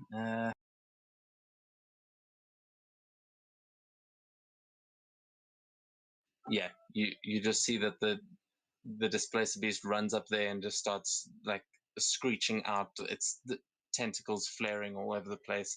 But that is all it's actually going to do on its turn. I know it'll go up here and its tentacles will lash out at the captain once.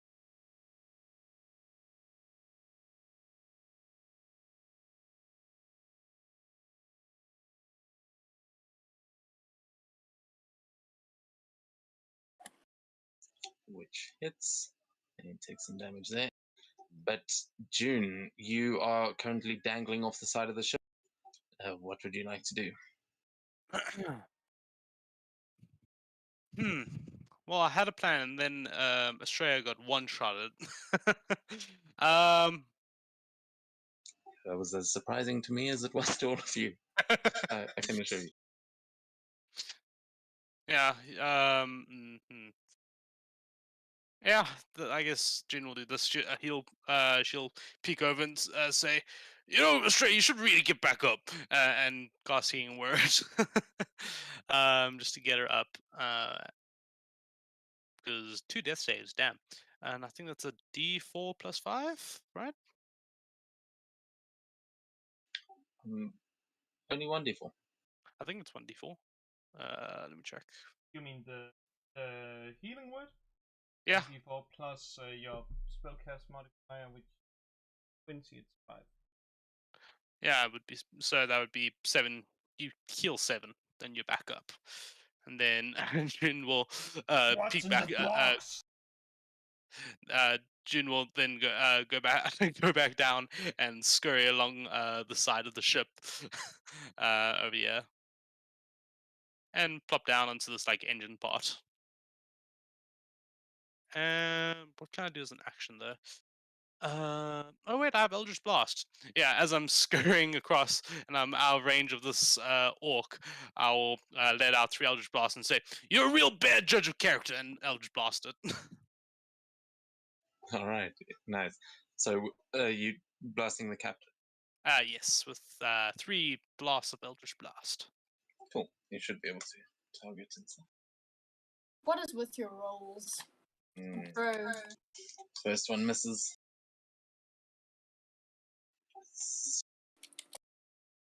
Okay, the second 2 hit. Okay, good. So that's gonna be 15 plus 8, so 23 points of damage. Okay, nice. Yeah, he takes these 2 Eldritch Blasts to the back and then looks down over the edge, very confused as to why one of his orcs is Eldritch Blasting. And he's like, "Huh?" And only now does he actually realize that you might not be one of the orcs. Yeah, and that'll be my turn. All right. So that is going to take us on to the Death Slud, who is currently still stuck in its cage, but is going to start rattling around and starting to just tear Remember, angrily at the cage. I opened up the cage. Oh yeah, you opened that one up. It's going to just run out there and leap onto the back of one of these orcs, and just like jump onto the back of his neck and start biting at his neck.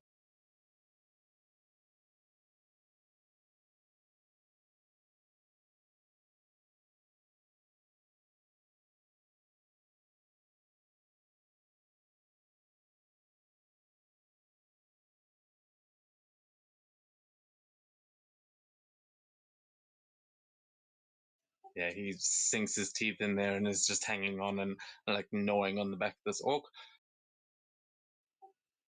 Oh, one of these guys actually. Oh, the guy that got flung into the water now sort of surfaces and is going to try and swim to the shore, as he uses his movement to just move to the shore and like look around and goes, boys, where are you? There's some crazy shit going on up there. And he starts shouting out for the others that he still believes are coming. Jerry, it is finally going to take us to you. What would you like to do? Okay, I'll rage first. Get out of the way.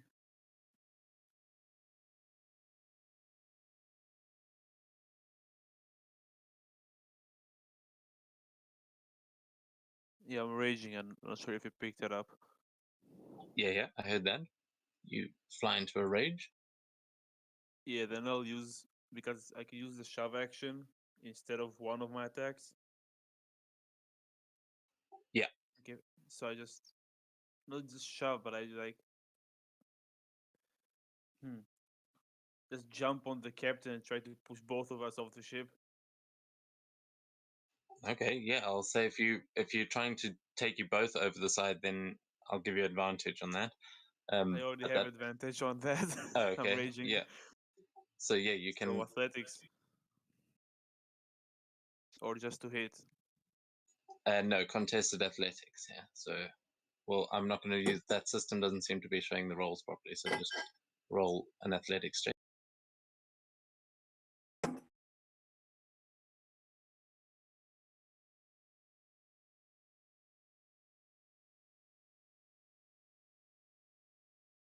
We fall off. Oh, nat 20. Beautiful.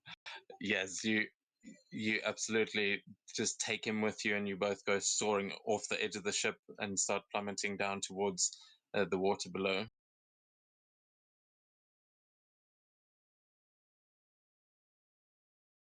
Do I crash on him? Like still, he's like at the bottom and on top of him. Yeah, you're basically right on top of him. But I'll just put you. I'm just going to put you next to him there for Yeah. now, so that Okay. we can target and stuff. But you're currently above him, like you've tackled him off the edge. What do you do? I just yell at him, "Where are the small folk?" and start hitting him with the sword.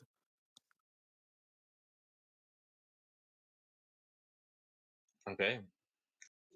Yeah, go for it. Make your second attack. It wouldn't roll from D&D Beyond. Pisses me off.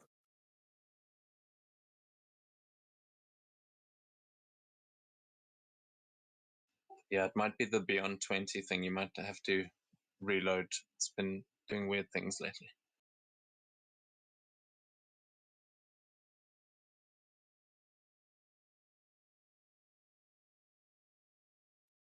It didn't roll with the. It didn't even roll in the forge now.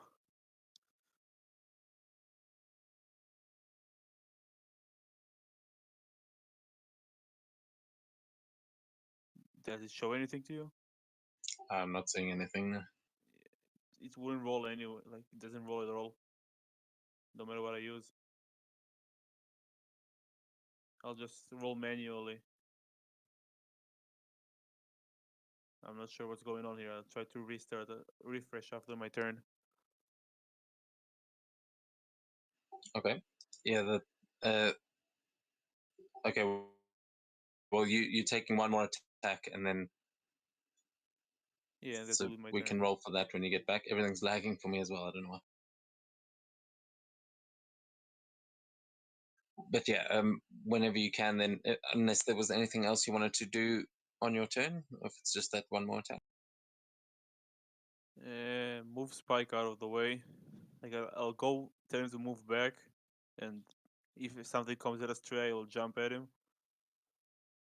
Okay. Do you want him to teleport to avoid the opportunity attack, or is he just moving Yeah, back? he'll just teleport back a bit. Okay, cool. So Spike moves back and will ready an action to attack anything that comes for a straight. I have advantage since I'm above him or not. We're both prone. Like, how does it work now?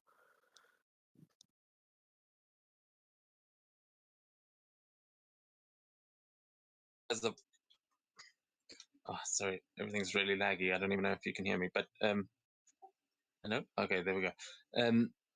Yeah, you're both falling, so it'll just be a regular roll. Is because the the advantage from him being prone is definitely going to be cancelled out by the fact that you're both falling through the air. Yeah, and Spike. Oh, it didn't roll it. It just. Oh, okay. See what I did.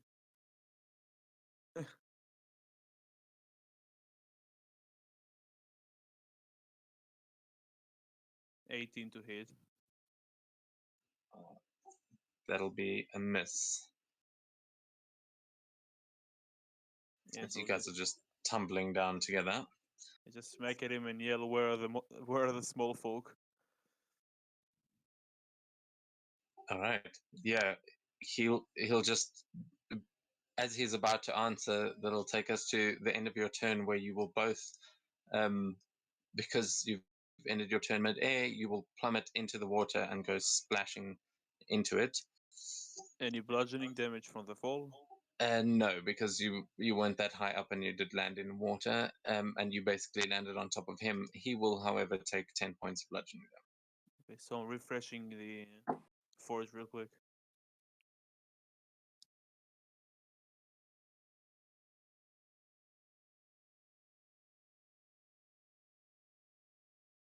Okay, and that is going to take us to the top of the round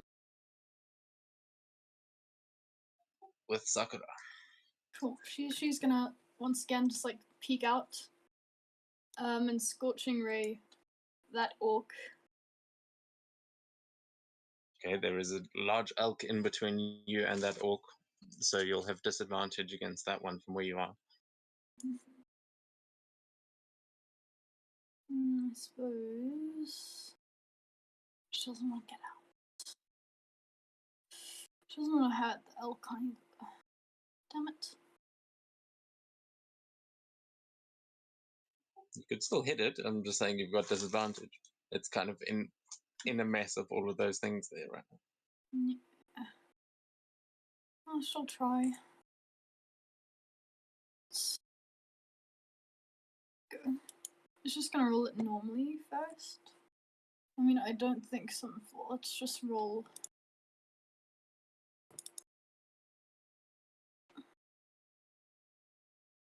Just come on for choosing one. Well, I'll tell you what. I'll just say he's got a half cover essentially, so he gets +2 to his AC, and then you can just roll it normally.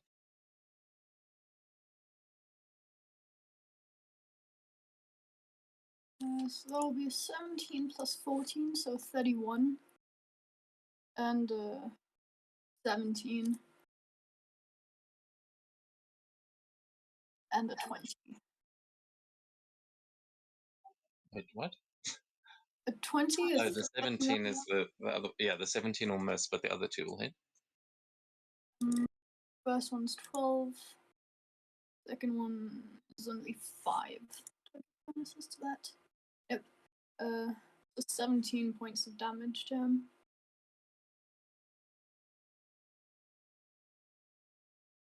Okay. And I Nice. guess as a bonus action, she's just gonna have Mage Hand open that cage. Okay. Cool. You can. Yeah, we'll say you can telekinetically open that one. Is that going to be your turn? Yeah. Okay. Down below, Red Princess is going to pounce for the other orc here, and try and finish him off.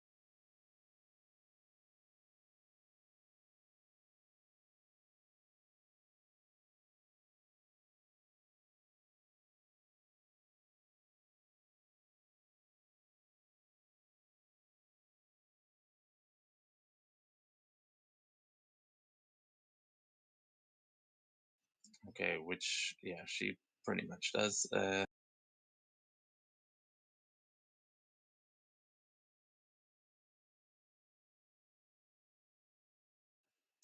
Yeah, she's going to definitely run over there and just kill that one, finishing it off with 2 swift strikes from her katana, and that takes us up to the top with the large elk. And that elk, you see its body sort of reforming slightly as it turns its attention, and it is going to slash once at the thing next to him.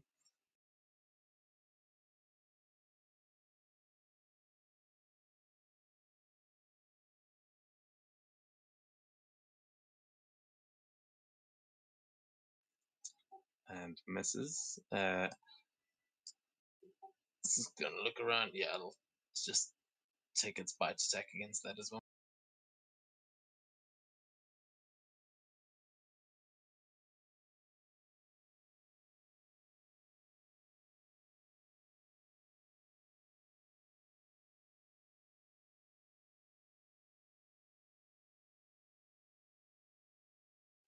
All right. Yeah, it bites into it, and the death dog is also now going to be able to get free from its cage, and is also going to go for this thing as all 3 of those monsters pile up on this orc.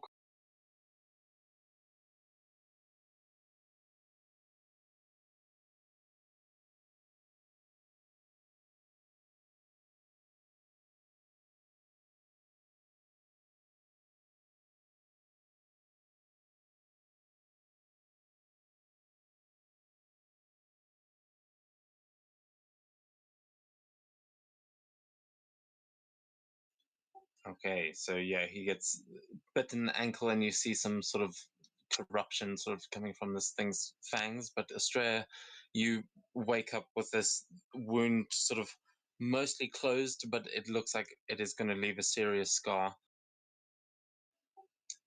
It is your turn. What do you want to do? Question. How far is there to the ground? It's probably about 60 feet. Oh, that's so great plan.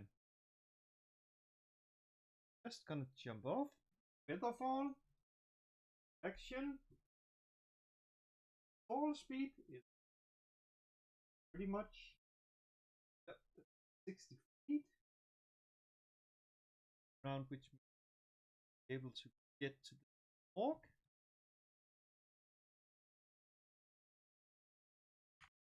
Yeah, you'd be able to further fall down there and head over there. The orc is still underwater with Jerry on him, so you can just sort of see this. They've just splashed down in there. So he is currently just under the surface of the water. Surface. Still gonna. Yeah, you can see him. He's kind of illuminated by Jerry that is currently stabbing down on top of him. You can just see that under the water.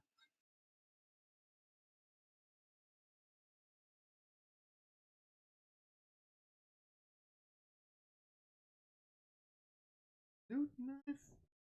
And like my desire to see you on fire, and I'm gonna spin the orb advantage on.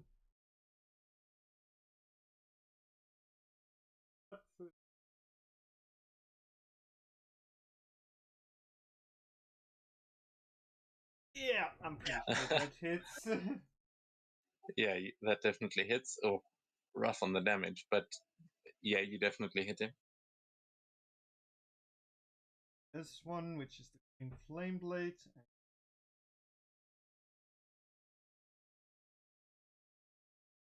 Five, which Yeah, that. But hold on, the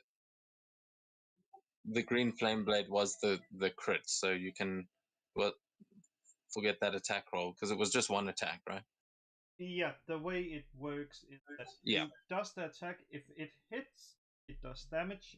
It does the weapon damage plus the green flame blade. Then the one below is if I had chosen another target. Yeah, but because you crit, Oh, because, now I see. because you crit, I'll say that we can take both of those damages. So you do the 13 and the 14 there on top of the 6. So it's 33 instead of 34. But you do definitely hit. Kill him. Not quite, unfortunately, as even the magical flames are sort of being extinguished by the water as there is a sort of struggle going on there. The water starts to bubble beneath as the two of you are just piling in on him, and he is looking nearly dead, but not quite yet. And is that going to be your turn?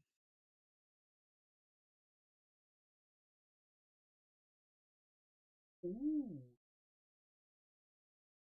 And now I know why I used fire damage.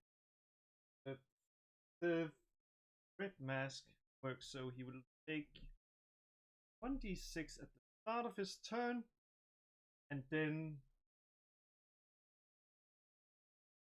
But while he is dead, I'm like, I have no desire. Be near the fire and just misty steps. I will say he is underwater. He wouldn't be able to get an opportunity attack on you from where he is now because he's currently under the water with Jerry on top of him. He's now got magical fire burning underneath it. Like anywhere there is air, it is immediately igniting. So yeah, you. I'm just gonna basically be like, yep, I'm out of here. Bye bye.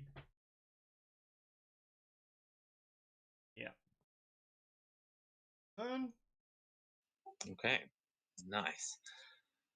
So that is going to take us to his turn, as Jerry's currently on top of him, and he just sort of tries to sit up with you on his chest out of the water, as he's like trying to get the flames off of his face, and he doesn't actually have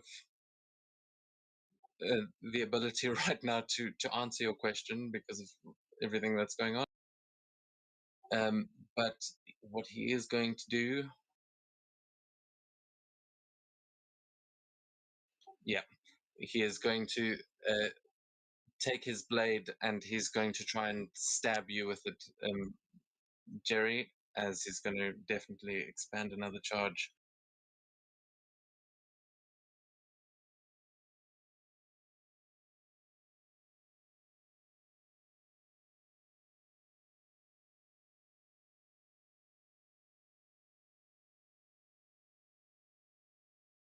Oh, that is going to be a hit. And yeah, he's using another charge, so you take 20. Oh, but you are raging, so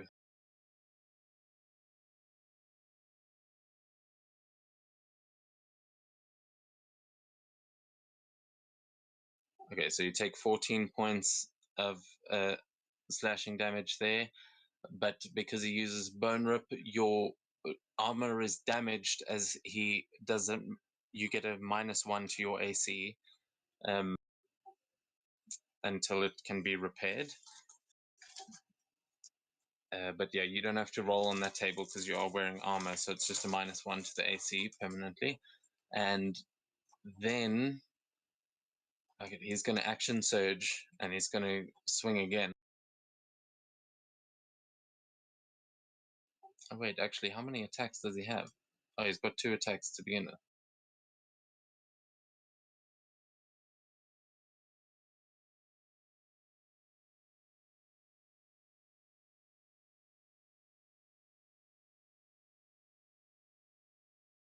Oh, that second one's a hit as well. You take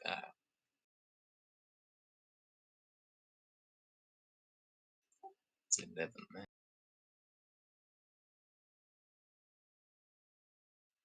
Okay, so yeah, that's 11 points of damage to you there, and it is reduced by another 1.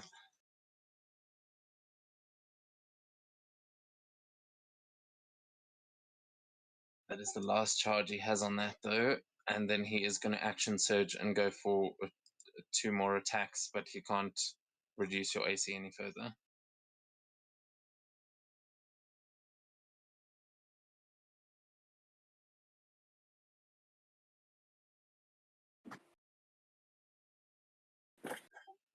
First one's going to be a miss.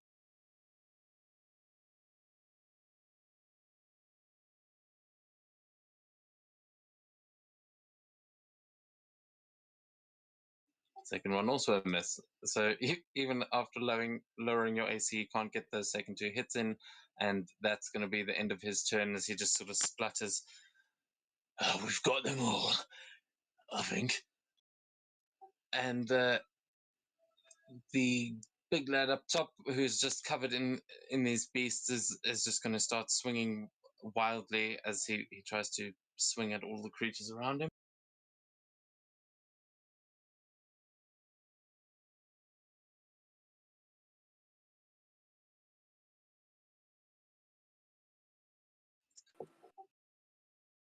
Oh, we actually hit.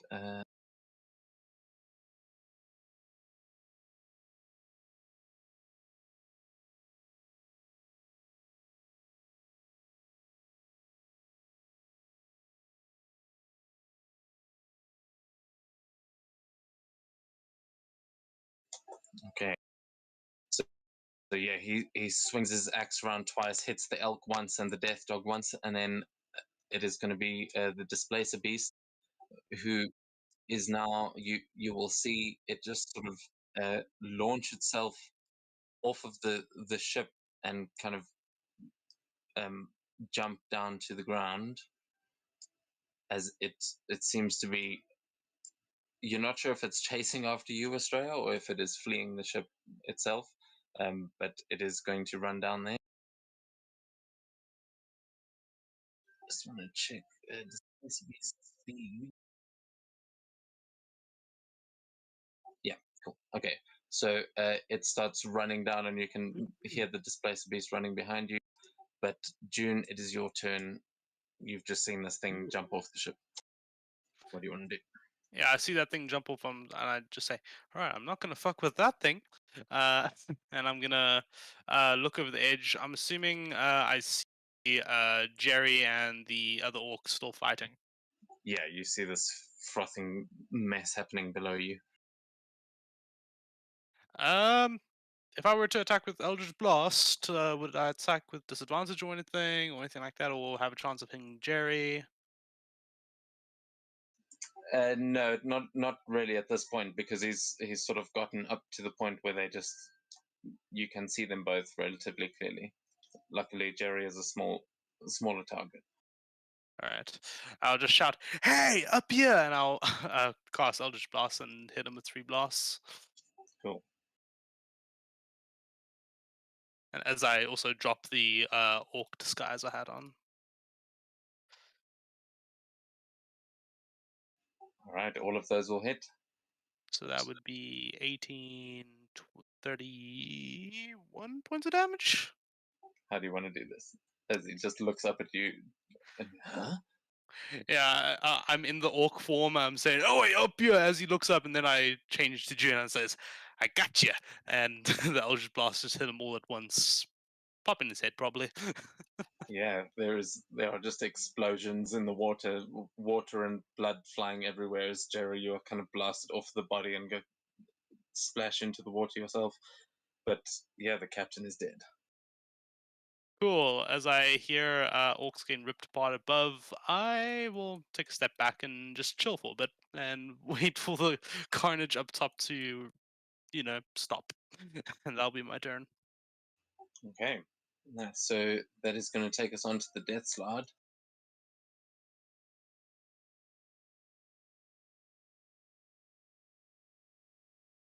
And this creature is still on the back of this orc, so he's going to try and bite into its head.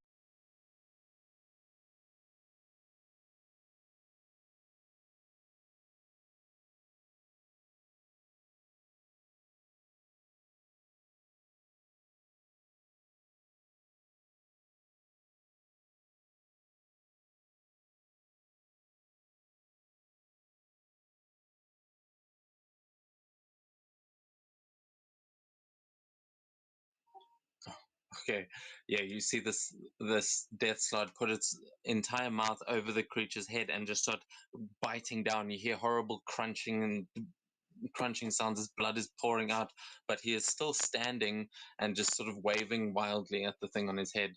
But Jerry, that is going to take us to you.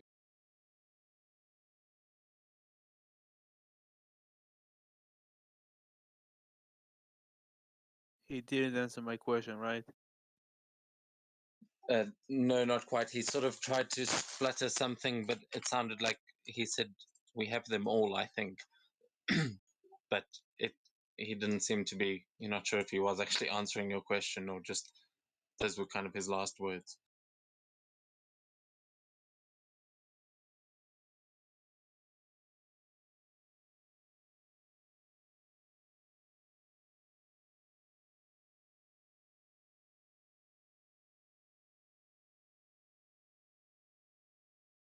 I will just call Spike down since he's no longer defending anyone.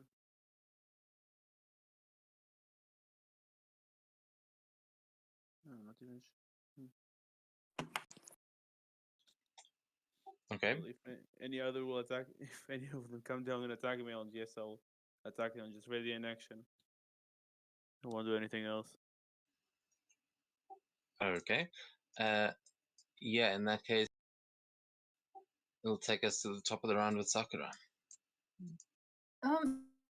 Does she know if the things have noticed her in the barrel? No, you get the impression that they you've been popping up and down. You've been firing lots of fire out of this barrel, so you don't get the impression you're that well hidden anymore. But they all seem very much more focused on ripping that orc to shreds right now. Okay.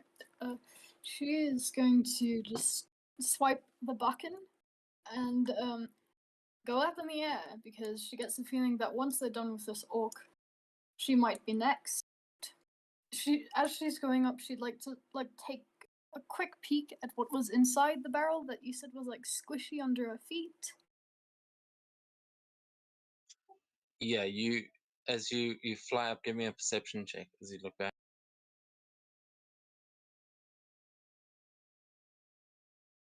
No. You can't tell what kind of meat, but it was full of some sort of old, like chunks of meat. Oh, no. Seems like probably something that they were using to feed these creatures with. Oh, I get the feeling I think I know what it is, but I don't want to know. But she's going to try and talk to the elk telepathically from way up in the sky where they can't reach her, you know. And say, I found your child. You need to go back to normal because they need you. They need you to go back. So if you could please, you know, return to, you know, your normal self, I'd really appreciate that, and so would they. So basically, she's trying to get through to. Yeah, you can give me a persuasion check. Not good at those. Phoenix. Fuck's sakes. Okay. Yeah, you send this message through, but again, you get this sort of static, almost like there is something just wild about this creature. You're not sure if it is hearing you, and you can see the violence that they are busy with down below. You're not sure this is the same parent that you were looking for, but you try to get through to it, though it seems difficult to reach. Does she know if there's any way to reverse this thing that's happened? No, you don't know what has happened at all. You are now just realizing this. So we'll say that on your next turn you can try and figure that out, unless you've got a spell or something to do it. No, probably don't. I think that'll be Yeah. it. She's just trying to make sure she doesn't, you know, die again. But she is Yeah. relieved that the tentacles are out of her sight. Yeah, you can see from up in the air, you can see that Displacer Beast sort of running in Australia's direction. But That's her eyes. Doesn't want to see those tentacles. Tentacles, bad. No question about it. She just turns her attention to this battle here. okay. So then the Red Princess from down below is just going to turn around, seeing this Displacer Beast running, and just ready her blade to, if it attacks her or Australia, she will attack it. But then it is going to take us to the elk, who is going to take his attack against the orc, who has 1 hit point left. The poor orc, man.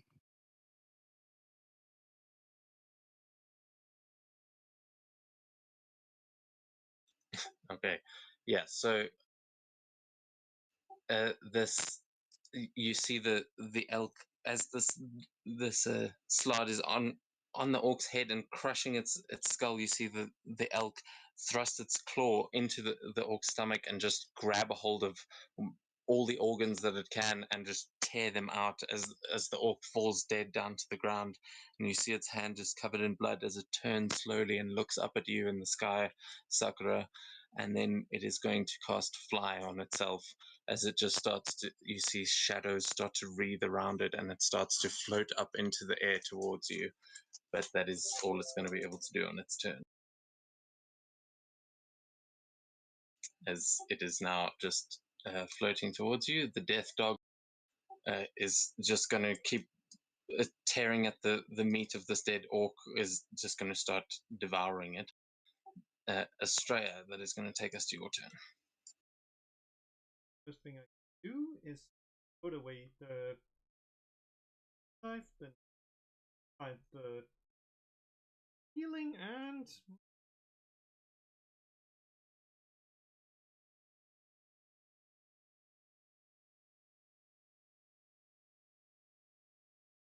where the old laser beast casting at mask cure wounds should, if I calculated correctly, should be able to hit June, me, and Jerry, and the red demon. Yeah, June is quite high up at the moment. So what is the radius of that? Ah, it's a sphere of What, of 30? 30 feet. Yeah, you would just be able to get June in there. Because she's like halfway down the ship at the moment, sort of hanging on a very strange device that you probably wouldn't recognize as being the engine, but or an air intake, but it's, yeah, you on this strange rusted metal, and everyone there gets 24 hit points back, so including the displacer piece. Yeah, let's just give it there to maybe try to convince it that different. Yeah, that as you see this thing running towards you, you see it kind of take this healing, and then it seems to acknowledge that it has received that. But yeah, everyone else you can add 24. And is there, as I recall, there's a door here? Yeah. I'm gonna open it and... yep. But how far in are the two tabaxis, or rather, the masks? They are dead at the front of the door. They're just both. There's two piles of mulch with two masks lying in there. Just gonna grab the masks and pocket them, and yeah, that's the end of the. Okay, cool. So that is going to take us onto the displacer beast, who, after getting that healing, as it was running towards you guys aggressively, just sort of turns and bolts down the road, is going to use its full dash and is going to run towards the forests.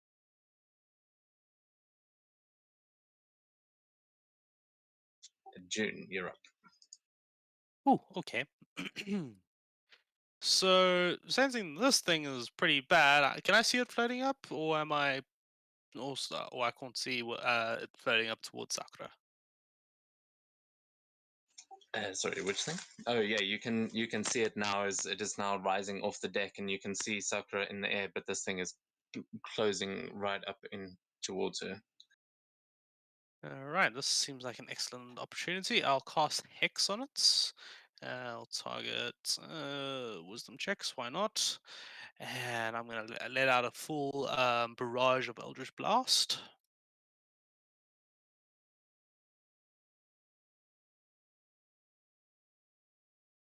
Because that thing is not friendly at all.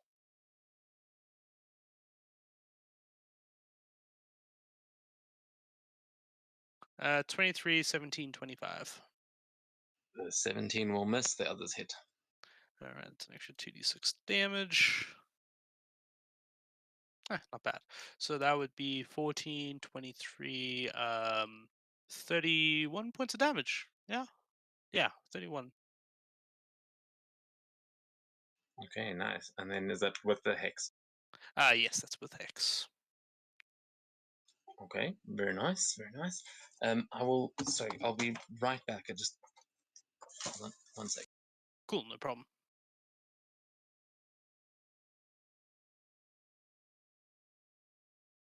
I leave for a second and I come back, and then suddenly the thing is like floating towards. What happened?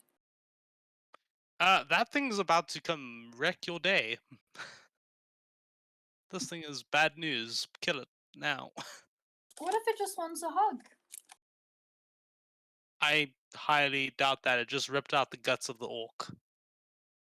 A lot of guts.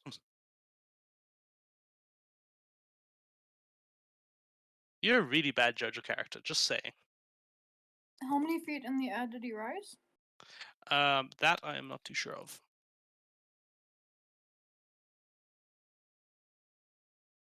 Hmm.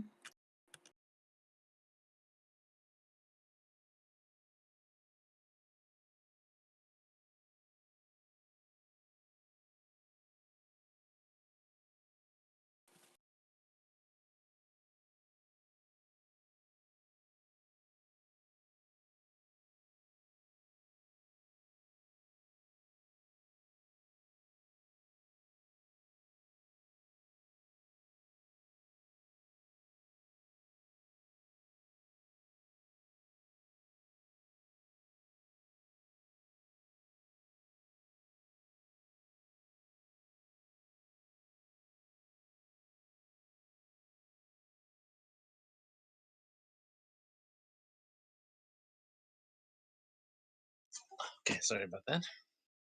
Hmm. I'm back. Yes, so June, you attack this thing with Eldritch Blasts, and it definitely notices you. Is that all you want to do on your turn? Yeah, I'll also begin climbing up this thing to get up a little bit higher. I'll try climb up to the ledge over here. Onto that little Okay. wing. Yeah, you can do that fairly easily. And that is going to take us on to the Death Slide.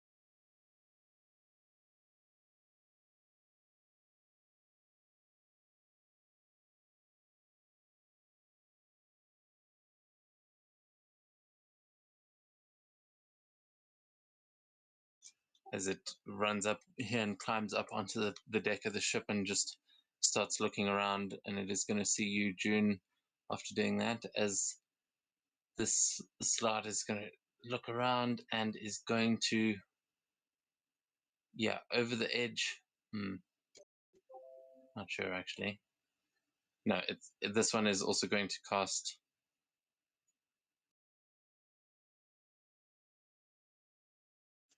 Is it? Sorry. I keep forgetting these things are spellcasters, or that they have innate spellcasting. Okay, so yeah, this one is also going to cast Fly on itself as it just looks around for a place to go, but it is going to. It looks like it's about to jump off the side of the ship. Jerry, what are you going to do? You can kind of see it looking over the edge at this point.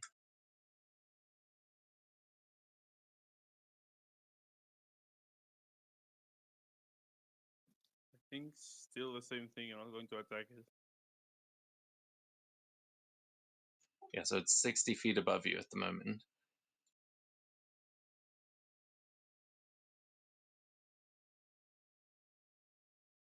Still readying an action. I'm not going to attack or anything. Oh, okay. So, anything Spike wants to do? Not really, no. Okay, so you pass on to Sakura again.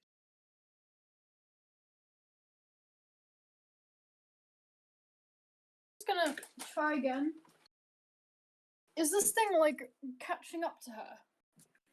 Yeah, it seems like it's closing in fast. Um, Though it does seem like June just diverted its attention a bit. It's gonna go up a bit. Well, but before she goes up, she's going to create a minor illusion of I think it was the sun that he had. It was a son, the elk child, right? Yeah, it was a boy. Yeah. So she makes this minor illusion of his son and says to him, "Look, he needs you. You need to snap out of it. I could kill you with one point of a finger, but he needs you. So you just come on, just stop this. Just she's also just gonna try and figure out what is going on with this dude. Okay, you can give me a persuasion check this time with advantage because of your minor illusion, but also give me an insight check after that. Okay.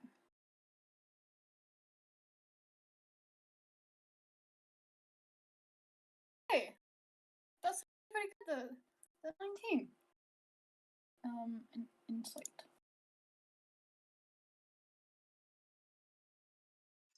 Yeah, you are sure that there is no parent that would ever, not even a Naki would keep coming after, like, seeing this adorable child that you kind of, you know that you're hitting all the right points, and yet this creature, you, as you look into its eyes, you realize that you start to think that whatever was there before may not be there anymore. This creature does not seem sentient. It doesn't, well, I mean, it seems sentient, but it doesn't seem like it Intelligent. has any sort of emotion or anything. It just seems like pure chaos and evil behind those eyes. Could she figure out what spell it is? Or what? You don't think that this is a spell. This is some sort of a transformation or a curse or whatever these orcs did to these creatures. You don't think these are the creatures they were anymore.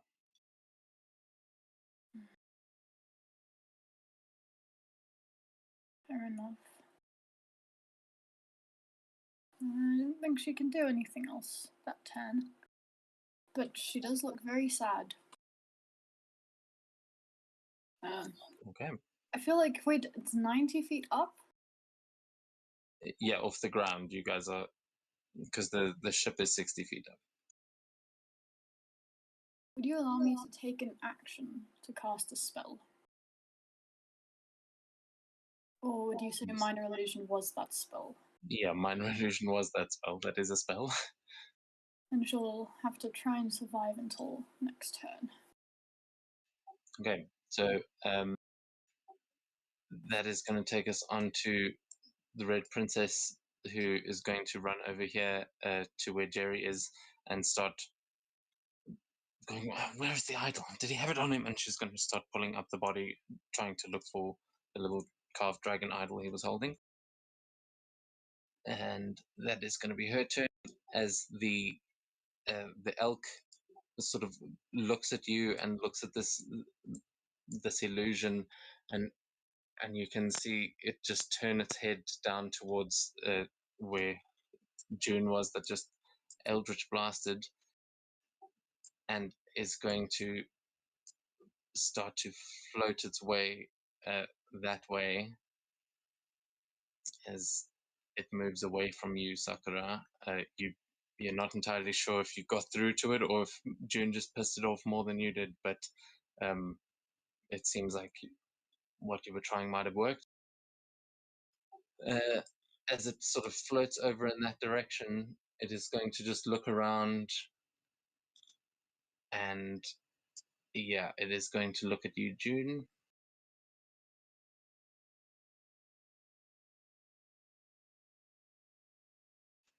I'm just double checking that this isn't a concentration thing.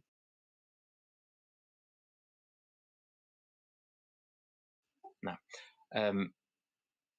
Okay, yeah, actually, it's just going to, as it sort of flies over towards you, you're going to see it open its mouth, and this ball of flame will start to form inside its mouth as it just floats in, and it is going to try and hit you with a fireball. It's not. Oh, can I counterspell that? You can try. And actually, I quickly, Definitely gonna counterspell that. because I have Warcaster. When it moved away, could I get an attack of opportunity with a spell? No, because you weren't within melee range of it. Otherwise, it would have taken attacks of opportunity against you when you moved away. Can I ask a quick question? Yeah. If it casts fireball, wouldn't it cancel the fly? No, that's what I was fireball checking. is not the concentration. Okay. Yeah, that's why I was checking because I thought it might, but no, it is able to cast that. Oh, I can do the measured template thing as well. Or not. Asks me for an attack. Okay, but you said you're trying to counterspell. Indeed. So yeah, this is innate spell casting, but that rule I'm gonna have to look at again because I'm pretty sure you can actually counterspell even if it's an Yeah, innate thing. it's a spell being cast. Yeah. Yeah. So you can definitely, although it doesn't give it a level, which is the thing. So what level are you counterspelling at? Just normal third level. But it's on the fireball there. It says it's third level, so I think it just stops. Yeah, I think it uses it at its lowest level, which would mean third level. So you would automatically. What damage is fireball? The level of it. No, well, it's rolling a third level, so you will be able to counterspell that. As yeah, it does. It looks like it's about to fireball you, but it doesn't quite manage to do that, and then it is going to. No, and Jin just whiffs it out of existence. Yeah. Okay, and then it's going to use the rest of its movement.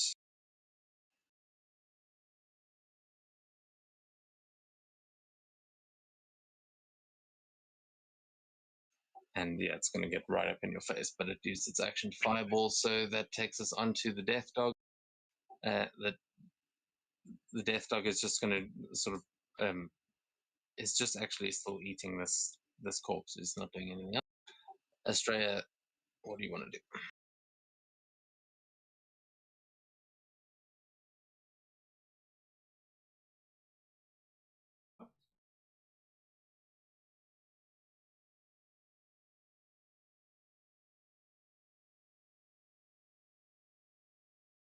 Been taking word on myself.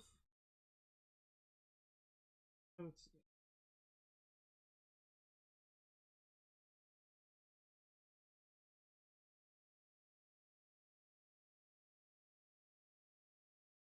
here to help the princess pull up the orc, and yeah, that's went my. Cool. You can give me an investigation check to try and help her.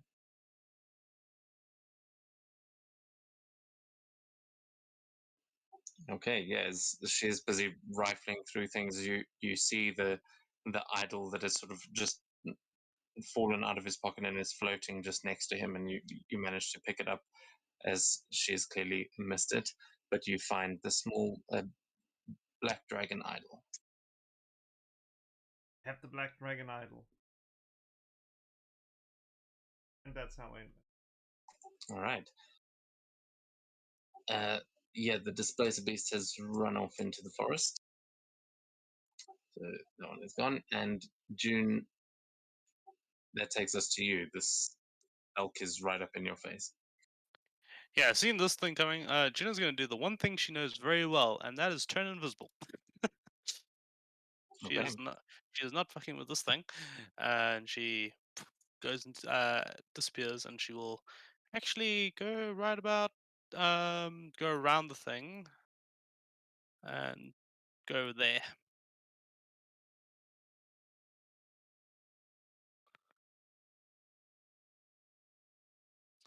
And I'll also quick thinking, gonna look in that chest over there where the orc was looking for the idol, and see if I can find it. You open the chest, but there is nothing in it. He had kept it with him after he picked it up. The strays just found it. All right, cool. Yeah, that'll be my turn then. You do notice that there are some other little trinkets in this chest, though. You can see that there is a machete in there that seems to be made from a jawbone. Yeah, I'll yoink it. Why not? It looks cool. And I'll just like put it on my belt. And I'm still invisible, but yeah, and that'll be my turn. Okay. Is Forge down for anyone else? Sorry. Is Forge down for anything for anyone else? Because for me, it just like crashed, and it's saying that can't be reached. But my internet is fine. I can open other websites and stuff. Working fine on my end. Majorly sus. I just tried. Yeah, works fine. Yeah, I'm not sure why that's happening. Hopefully it comes right. But yeah, so June, that's the end of your turn, right? Yes. Okay, so the Death Slide is going to now, it is also flying and is going to launch itself off the roof and just go flying over all of your heads.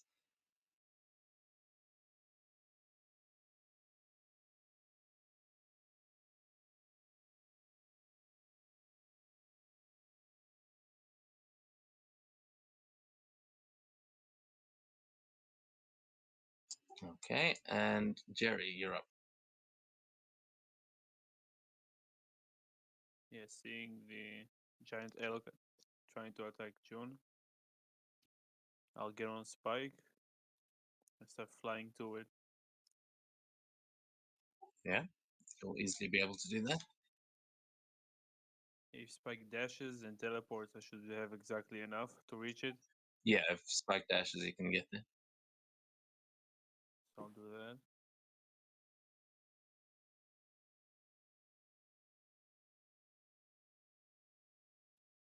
I'll rage again because it stopped working since I didn't attack or get damaged. And I'll keep swinging.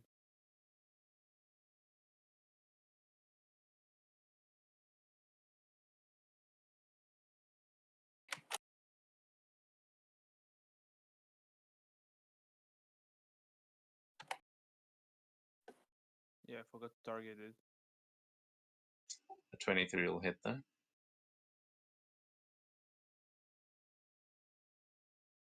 23 damage.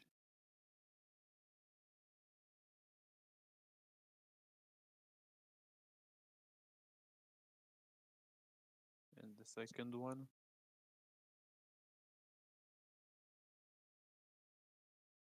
$21.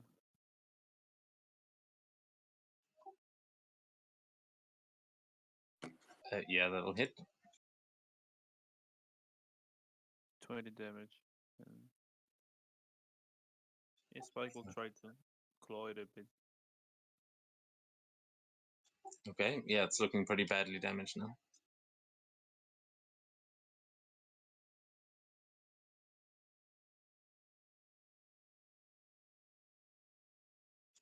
Nice, another 10 slashing.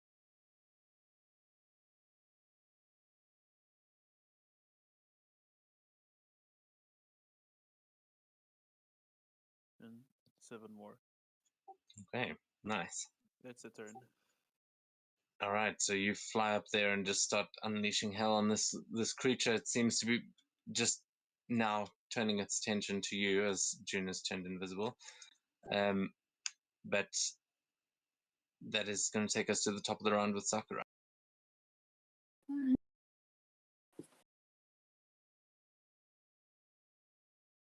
think she'll plead with it one more time, just verbally.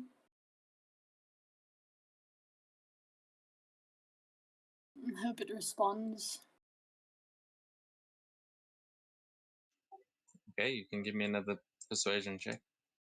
It's not going to show up, or it'll show up in what's it called? D&D Beyond. That's a 9. Yeah, you definitely get the impression by this point that talking this thing down is not an option. It seems too far gone. Whatever's been done to it its mind is lost. In that case, she will be casting Disintegrate. She wants to put it out of its misery. All right. Yeah, you can do that. What save does it need to make again? Dex.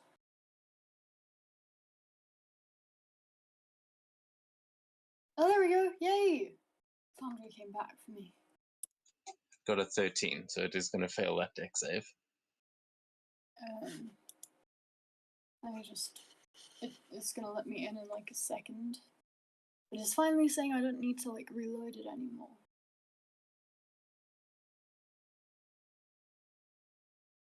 Yeah, as much she's kind of crying while she does this, but she understands that, you know, it would be more painful for his kid to see him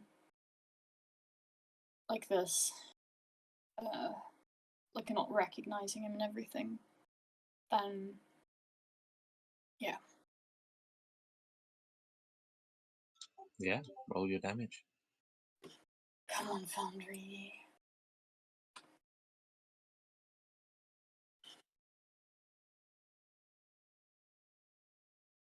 Oh, looks like we're rolling D&D Beyond.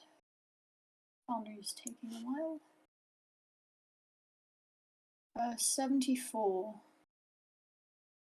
All right, and as you point out towards this creature and blast this green beam of energy, you see it hit it, and you see the shadows that are sort of wreathing over it, that have been sort of healing the body back together, just get blasted apart as you blast this shadow off of it, revealing the white fur underneath as the creature is slowly disintegrated. You see it screeching out in pain as it's just this blood-curdling scream that it lets out. But just before it fades away completely, you hear it stop screaming as its body is completely faded, and you just see its face now turning to dust as it looks up at you, and you see a sort of life in its eyes again as it looks back at you, Sakura, and it reaches its hand out and just mouths the word thank you as it just dissipates into dust completely. And the elk slard is dead. Okay, now that I'm loaded in, can I just roll my 10d6 for the like pure enjoyment of rolling 10d6? So I didn't get to see the dice. God, activate the digital dice on D&D Beyond. What are you doing? Wait, huh? You can do How that? have you been missing that this whole time? They've got such cool digital dice as well. Didn't know about the digital dice, Kate? No, let me go see. Missing out. Oh man, like, oh, you should see my well. digital collection. They would have looked better on D&D Beyond anyway. You got a higher roll. That wouldn't have been enough. But yeah, you managed to kill the elk slard, which I think, is that going to be your turn? Yes. Okay, then that is going to take us on. Well, yeah, there's. Oh, she's just going to actually turn to you, Estrella, and sort of grab the idol out of your hand and say, "Yes, finally, we have it. Quickly, tell her to come here. Have you got the masks?" And she's just going to start frantically talking to you, as up above the death dog is still busy just munching on this orc. But Estrella, what are you doing?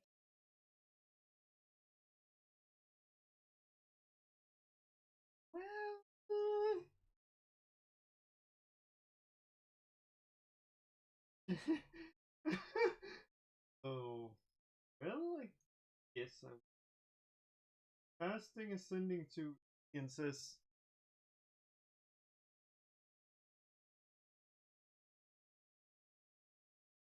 telling her to come here. Basically,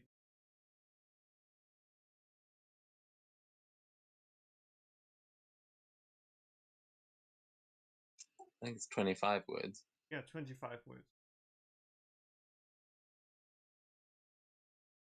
We have the idols. We are at lake with a huge airship. You can't miss it. Please don't bring the kid. Don't know if any of us is here. I think that's pretty much in the limit. Okay, yeah, she will respond. All right, I'll send the kids with the mouse folk. I'll see you soon. And but wait, a lake? I thought you went to the ocean. And she just sort of you feel her roll her eyes and then being like, "Nah, okay, I'll be there soon." And you get the impression that she understands where you meant. But yes, you are looking out at the ocean, not at a lake, big lake. And yeah, Z gets that message. Anything else you want to do on your turn? Oh, in the elk dropping too much time to drop into. All right, yeah, that's fair. Red Princess will just sort of look down and go, just she seems more interested in this little carved idol at the moment. But I think that takes us on to June. Yeah, Jin is gonna hop off and featherfall down. Is there any bad things that we need to fight besides the dogs over here? There's that one death dog, but that seems to just be eating one of the corpses. Other than that, the other Death Slot has just jumped off the ship and seems to be flying away. You can still see it from where you are. It seems to be floating out towards the forest and in towards Kiga. Not my problem. I'm gonna just featherfall down to the ground. Okay.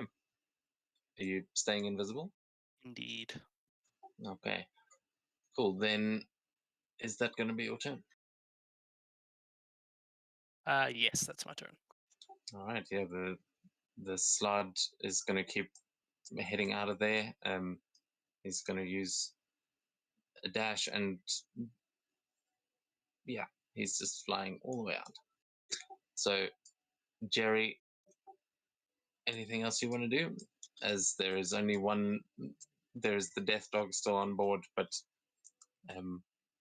everything else seems to have run away. I fly onto the ship, and do I see like any entrance? Like to go inside of it? Like there should be a control room or maybe cargo below it. Yeah, you can see a door heading into the ship, but it seems like everything that was alive on the ship is up here on the deck. Yeah, I still go back and check, look for any small folk. Okay, yeah, you can give me an investigation check to start searching the ship, as that is basically going to bring us out of combat.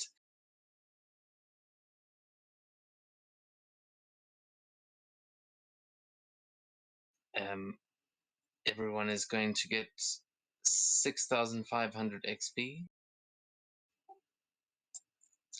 That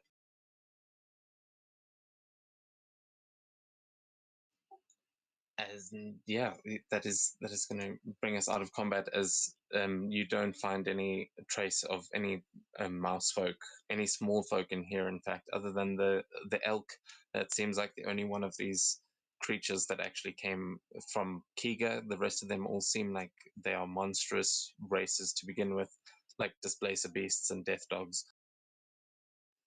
But it seems what you do also find when you head inside, you find a couple of bottles of what is it called? It is that you found some before this potion that you serum. yes Okay. you find 2 more bottles of that. All right. But yeah, that brings us out of combat as the Death Slide makes his escape, and the Death Dog seems perfectly happy to be eating that orc. What's everybody doing? Sakura would like to start investigating all the boxes and barrels and trying to find any leads on where the rest of the small folk are, while she just calms herself and distances herself from her emotions. She'll deal with them later. Oh, whoops. Now's not the time for emotions. Yeah, you can roll an investigation as well. Nice. So she just decides, I'm not going to feel right now. Meh. Could be better.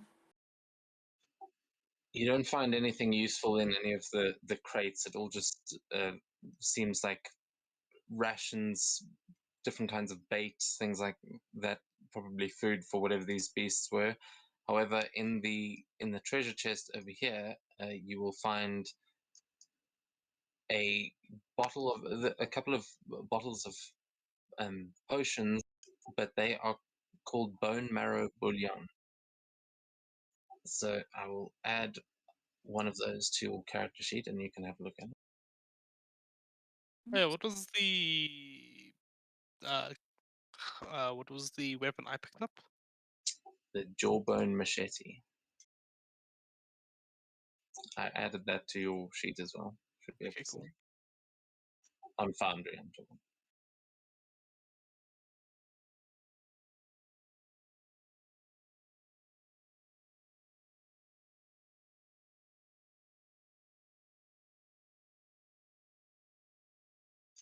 Is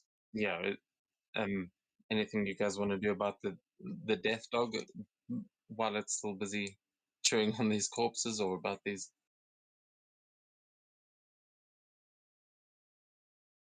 It seems pretty occupied, but just reminding you that it is there. But yeah, what is happening with the people down below? Hmm. That's something interesting. For sure. She's not really sure she wants anyone to get their hands on it, including herself.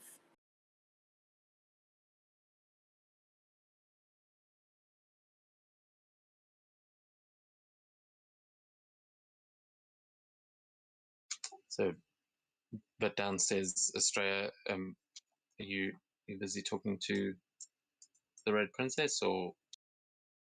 Basically, like after that, it's like just the back of the hand is like trying to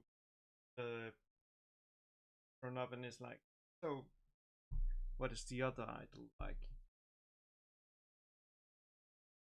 Mission. Well, I believe that there are 5 idols, and if we can acquire them all, we should be able to unlock them. There is a mechanism under my family's estate in Taton. I'm hoping that I will finally be able to open it, because these have all been stolen so long ago that I thought we were going to have to get new ones made. But well done, everyone. And I don't know where your other friends went, but what do you think, Estrella? Do you think we should bring them into the fold, or is this... I don't know. Do you trust these people? They seem capable fighters.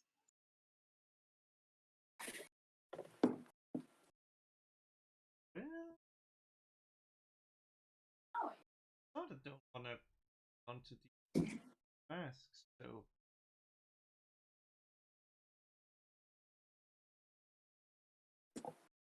and can't be bad too. What did you call it? A little extra firepower or manpower to, yeah, help in case some may not our acquaintance.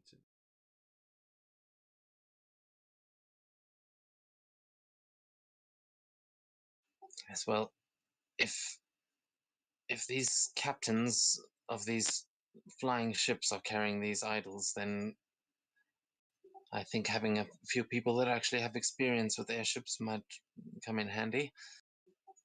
But they have proven themselves well enough. I think I would be happy to bring them in. Where are those masks? Well, I will have like the mage hand fish off the back.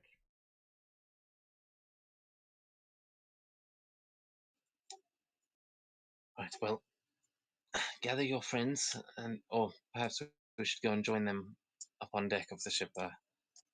When Z arrives, we can officially start the procedure. Can can Sakura make an Arcana check to see if, like, hypothetically, if you combined a number of this specific sort of potion, if you can call it that, and make it into an extra potent sort of version of it, whether those effects would be permanent. Basically, she's trying to figure out if they somehow manipulated the serum into something that could permanently turn people into basically what the elk became. That's her theory on it. So you mean turning it into dust? No, something else. Yeah, you can give me an Arcana check to try and see, but that is the impression you're getting, is that Yeah. you get the impression that whatever it was probably something similar. You're not sure if it was this exact concoction or if this is just one of the, it's like a bottled version of whatever they did to that creature. But yeah, you do start to draw some parallels.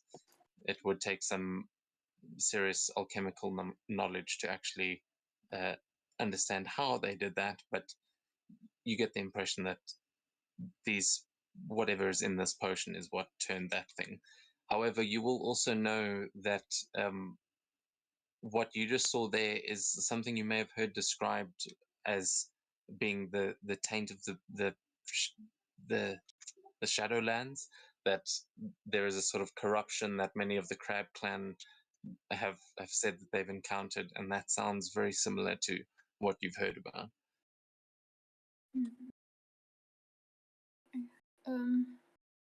Well, how much of this stuff is there in this chest? You just find the one bottle of it in that chest. Okay. She pockets it and tells no one about it. And she will do further investigations on it at a later point. Okay, yeah. So, and then, yeah, Jerry, you found 2 of the cursed beast serum. But is everyone else going to make their way back onto the ship, or are we regrouping down at the bottom? I think up on the ship. Or would then be, she'd still be searching for clues about where the other ones could be. She'd be doing a full-on investigation of the ship. Mm-hmm. Yeah, that was how you found that one, was during that investigation. But if you want to go inside the ship, you can roll me another one as you sort of head below decks to where Jerry was looking at. Nice.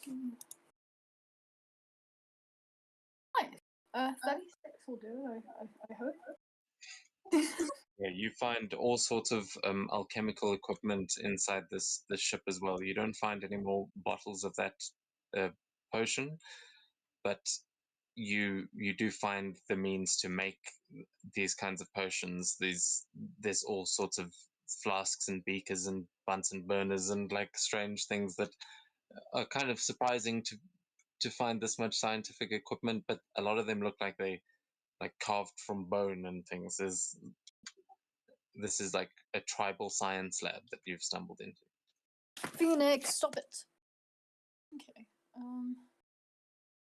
She'll sort of mutter to herself. Maybe I should take this stuff back to that. Didn't Haru say that Atsu was talking to some alchemist girl? What is her name? Alice? Alicia? Maybe she'll know what's going on here.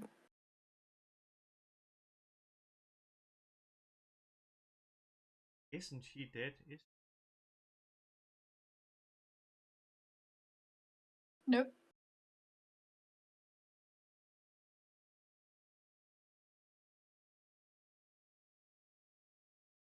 at this point, you hear a voice coming from down below. As it's been some time where everyone's investigating and whatnot, but if you look over the edge, you'll see Z walking up the path towards you. And when she sees the Red Princess, she'll quickly grab her mask and put it on, and then just arrive at the bottom of the ship and bow and say, "Hi, can I get up there? What?"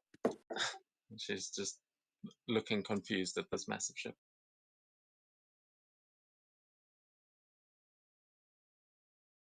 And I'm looking down and saying, "Yes, we found the princess. Person in another castle. We got another castle." Well, I wouldn't quite call this a castle. Merely a point of perspective. She's I have super. since we still have the death dog, I have a cool idea. Coastal region will, and regardless if it's, I'm saying, "Hey boy, what do you say to coming with us? You can meet more of these." Don't really. You can give me an animal handling check.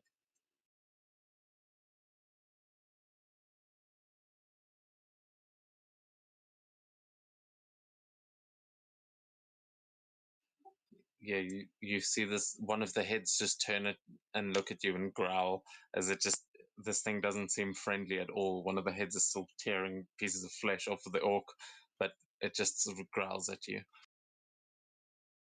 Can't win them all. Oh well. Yeah, Juno's gonna drop invisibility. No, now, trusting that there's nothing bound that gonna try to kill us yet, or at the moment anyway. Yeah, you feel like other than that death dog, you've probably everything on this ship has either fled or you've killed it.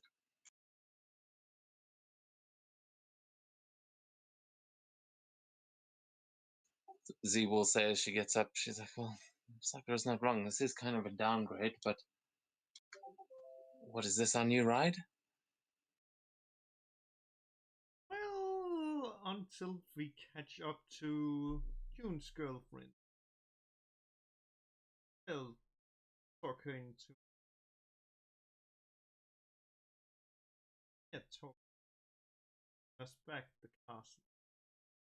Maybe we have to be a little bit close. Maybe she's being threatened by someone on the ship. Could be. Sounded a little bit message. Either way, beats walking. Just have to figure out how to use it. It can't be that hard if orcs manage to use it. Fair enough. Yeah, Jerry, seeing as you were looking around for the control panels and things, you can give me another investigation check to, or an arcana, either or, but this will be an or survival actually if you've got it. Any three of those to see if you can figure out how to operate this thing. You guys have been on a few airships by this point.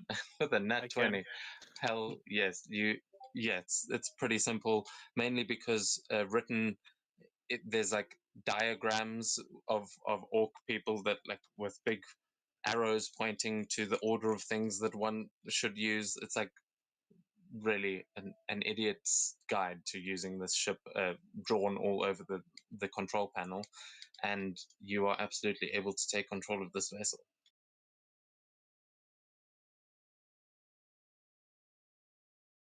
Where are we heading? Back to Toto, the bathhouse. I'm assuming we're gonna continue with our trials, right? Well, are you taking off with this? No, I'm just asking right now if we're going anywhere. I will take off if we decide. So Yes, let's get out of here before anyone else comes to figure things out, the Red Princess will say. What? Map is weird for some reason. Oh, that's the ship. I was wondering where it was. Yeah, Uh, the ship is on the side of the map, and this time the skies are only a bit off the map.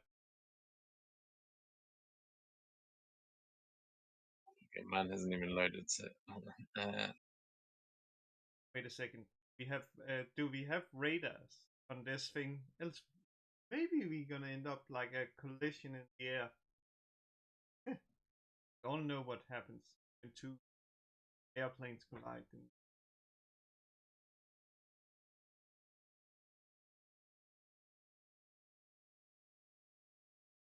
Okay, well, of course, Foundry's giving up on us now, but It is right at the end of the session, so better Yeah. now than in the beginning. I know. I've got like 6 different possible maps that I thought we might get to tonight, but of course, anyway. Is this map messed up for you as well? Yeah. Okay, well, while I'm trying to fix the map, so you guys can carry on, as that might have fixed it. Yep. It did for a second, then it teleported to the right Yeah. again. I saw that happen on mine as well. I mean, it's like slightly closer to being in the right spaces.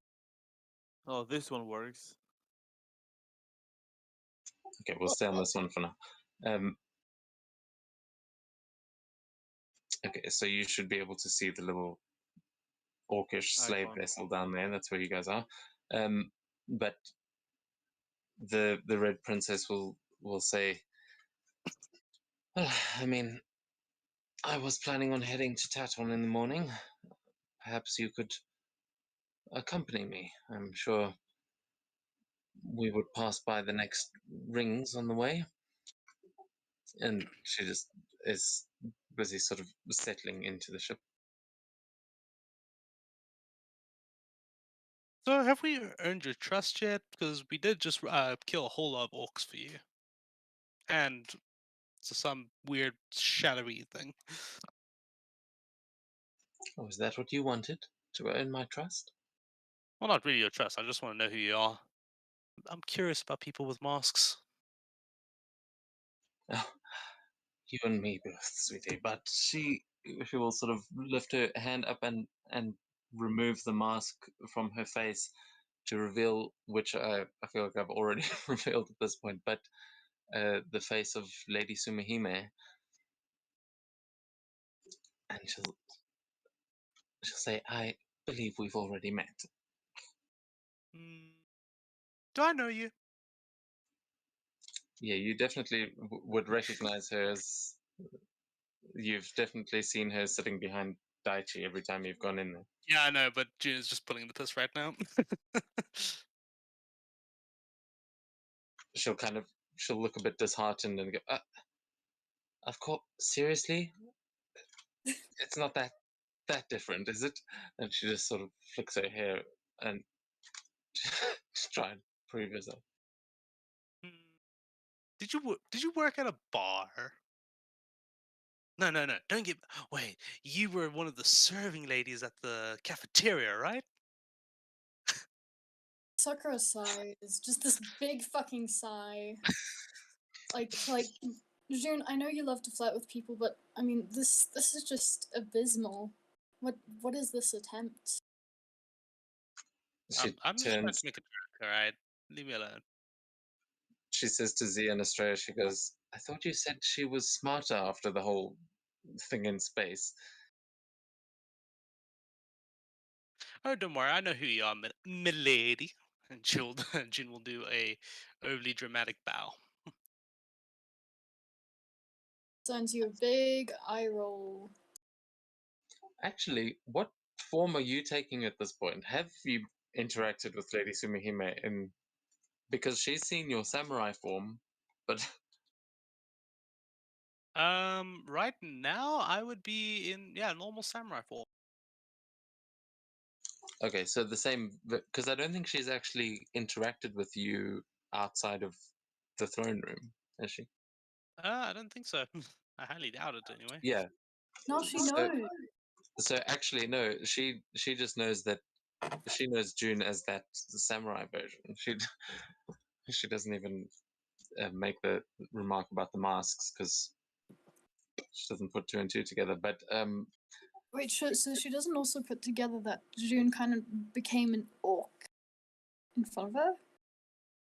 no, I mean she gets that. But Oh, everyone's she mean- doesn't. She recognizes June. She knows who June is, but she just doesn't know June's the form that she usually travels with you guys in. that makes sense.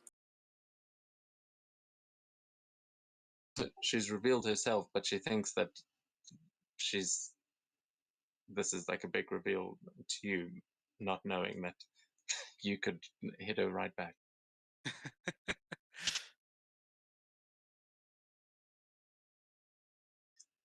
Yes, I'm sorry for the deception, but of course my father cannot know that I'm running around out here, and neither can Daichi.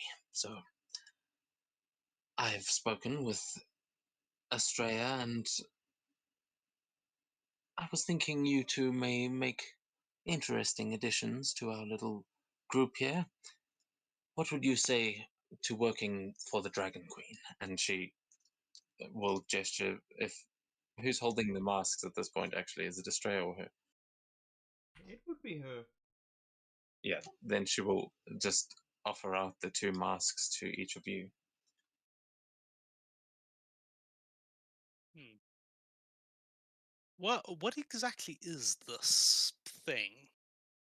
It's like a secret society where people meet up and talk rebellion. Somewhat. I'm not sure if rebellion is quite the word I'd like to use just yet, but yes. This year at the Iranian Games, I intend to make a move against my father and against Daichi. Daichi thinks he's the one that's going to be making the move, but I think we'll take him by surprise, won't we? And she gives a smile to Estrella and Zive.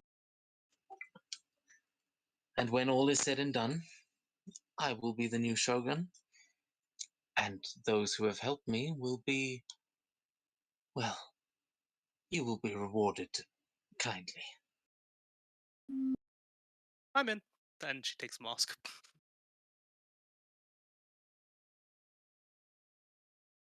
She'll nod, and you can add a legendary red dragon mask to your character sheet. And she'll gesture the other one out to Sakura and say, "You have been through a lot, girl, but to see that you are still here and still trying things out, I am impressed. What do you say?" She's trying. She's thinking at the moment.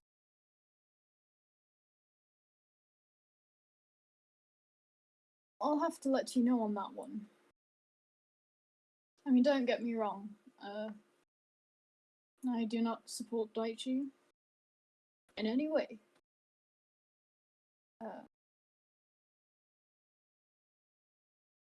What about you makes it appealing to support you?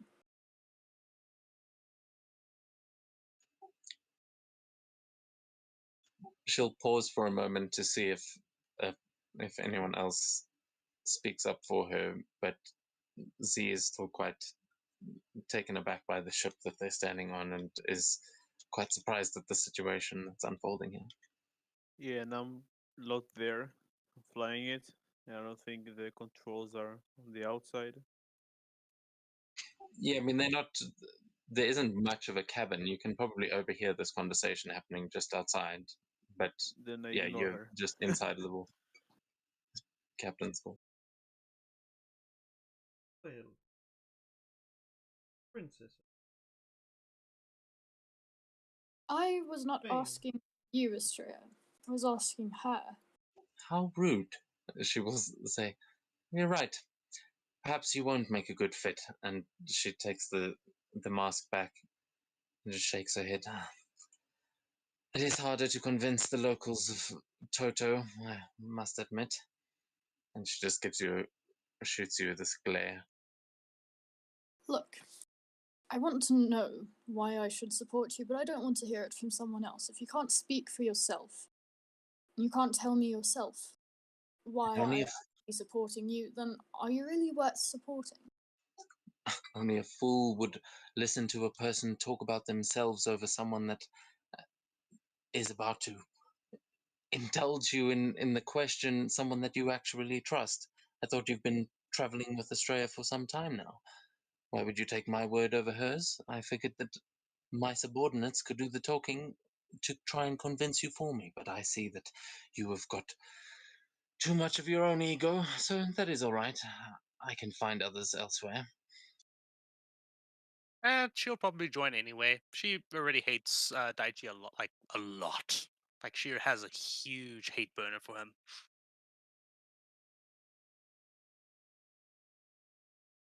It's just sort of they'll like in anime where you see the like people glaring at each other, but there's actually a physical line of energy between them. It's just she's like glaring at you, Sakura, just staring you down. And she can try.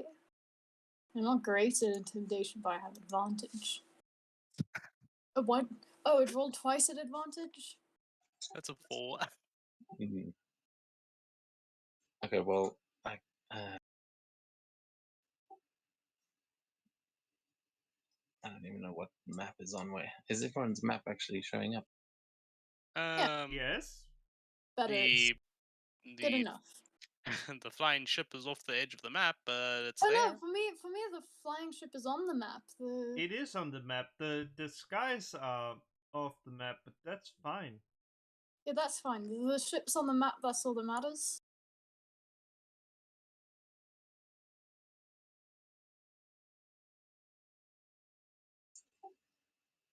Yeah, she's definitely you get the impression that she has been wanting this for a long time and doesn't seem like she gives two shits about someone having a problem with the way she does things. Enough.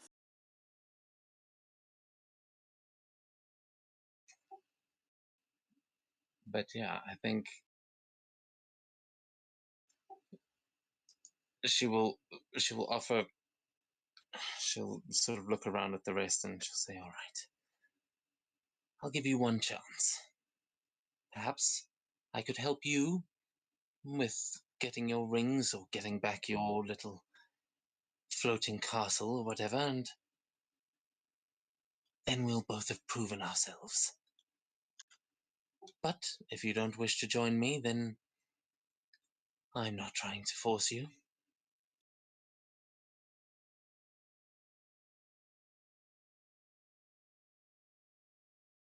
That's a fair deal. Help me get my flying castle back. Don't tell anyone about it, and I'll join you. All right. And remember, tell anyone in Toto about my true identity, and you will not wake up the next morning. I have eyes and ears everywhere.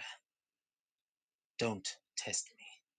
And she just keeps like maintaining this glare with you, Sakura. She doesn't seem to trust you much. She nods. I mean, Ooh, she blackmail! I love blackmail. It's a very she's not. useful thing to have. Very useful thing to have. I mean, she's not terrible at keeping secrets. She's pretty good at it. So she'll nod and say, I mean, same goes for you in my castle. Wouldn't want Daichi taking it now, would we?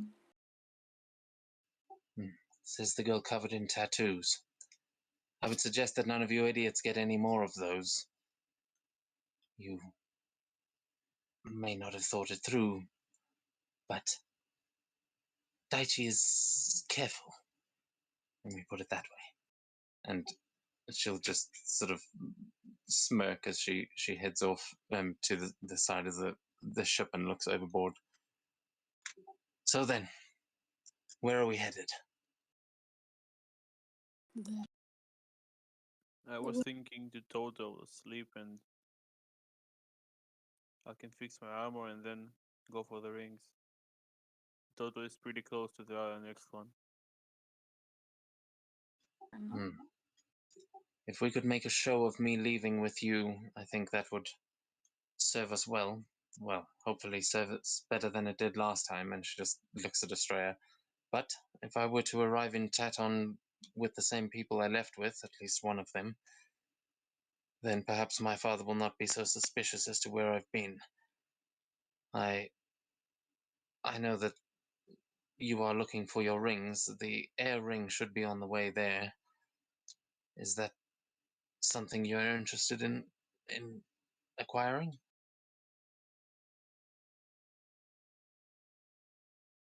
We are.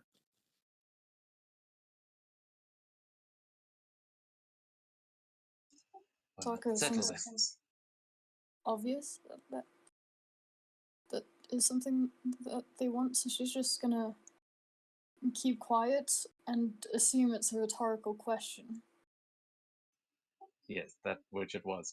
And she is just sort of now staring out over the landscape as Jerry starts piloting you guys back towards Toto, and Z sort of goes up to you, Sakura, and just tries to make sure that you're doing okay. But I think that is where we're going to end tonight's session as you all fly up into the clouds.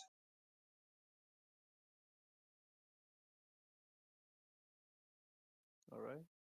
Yeah, thanks for the session. I enjoyed it.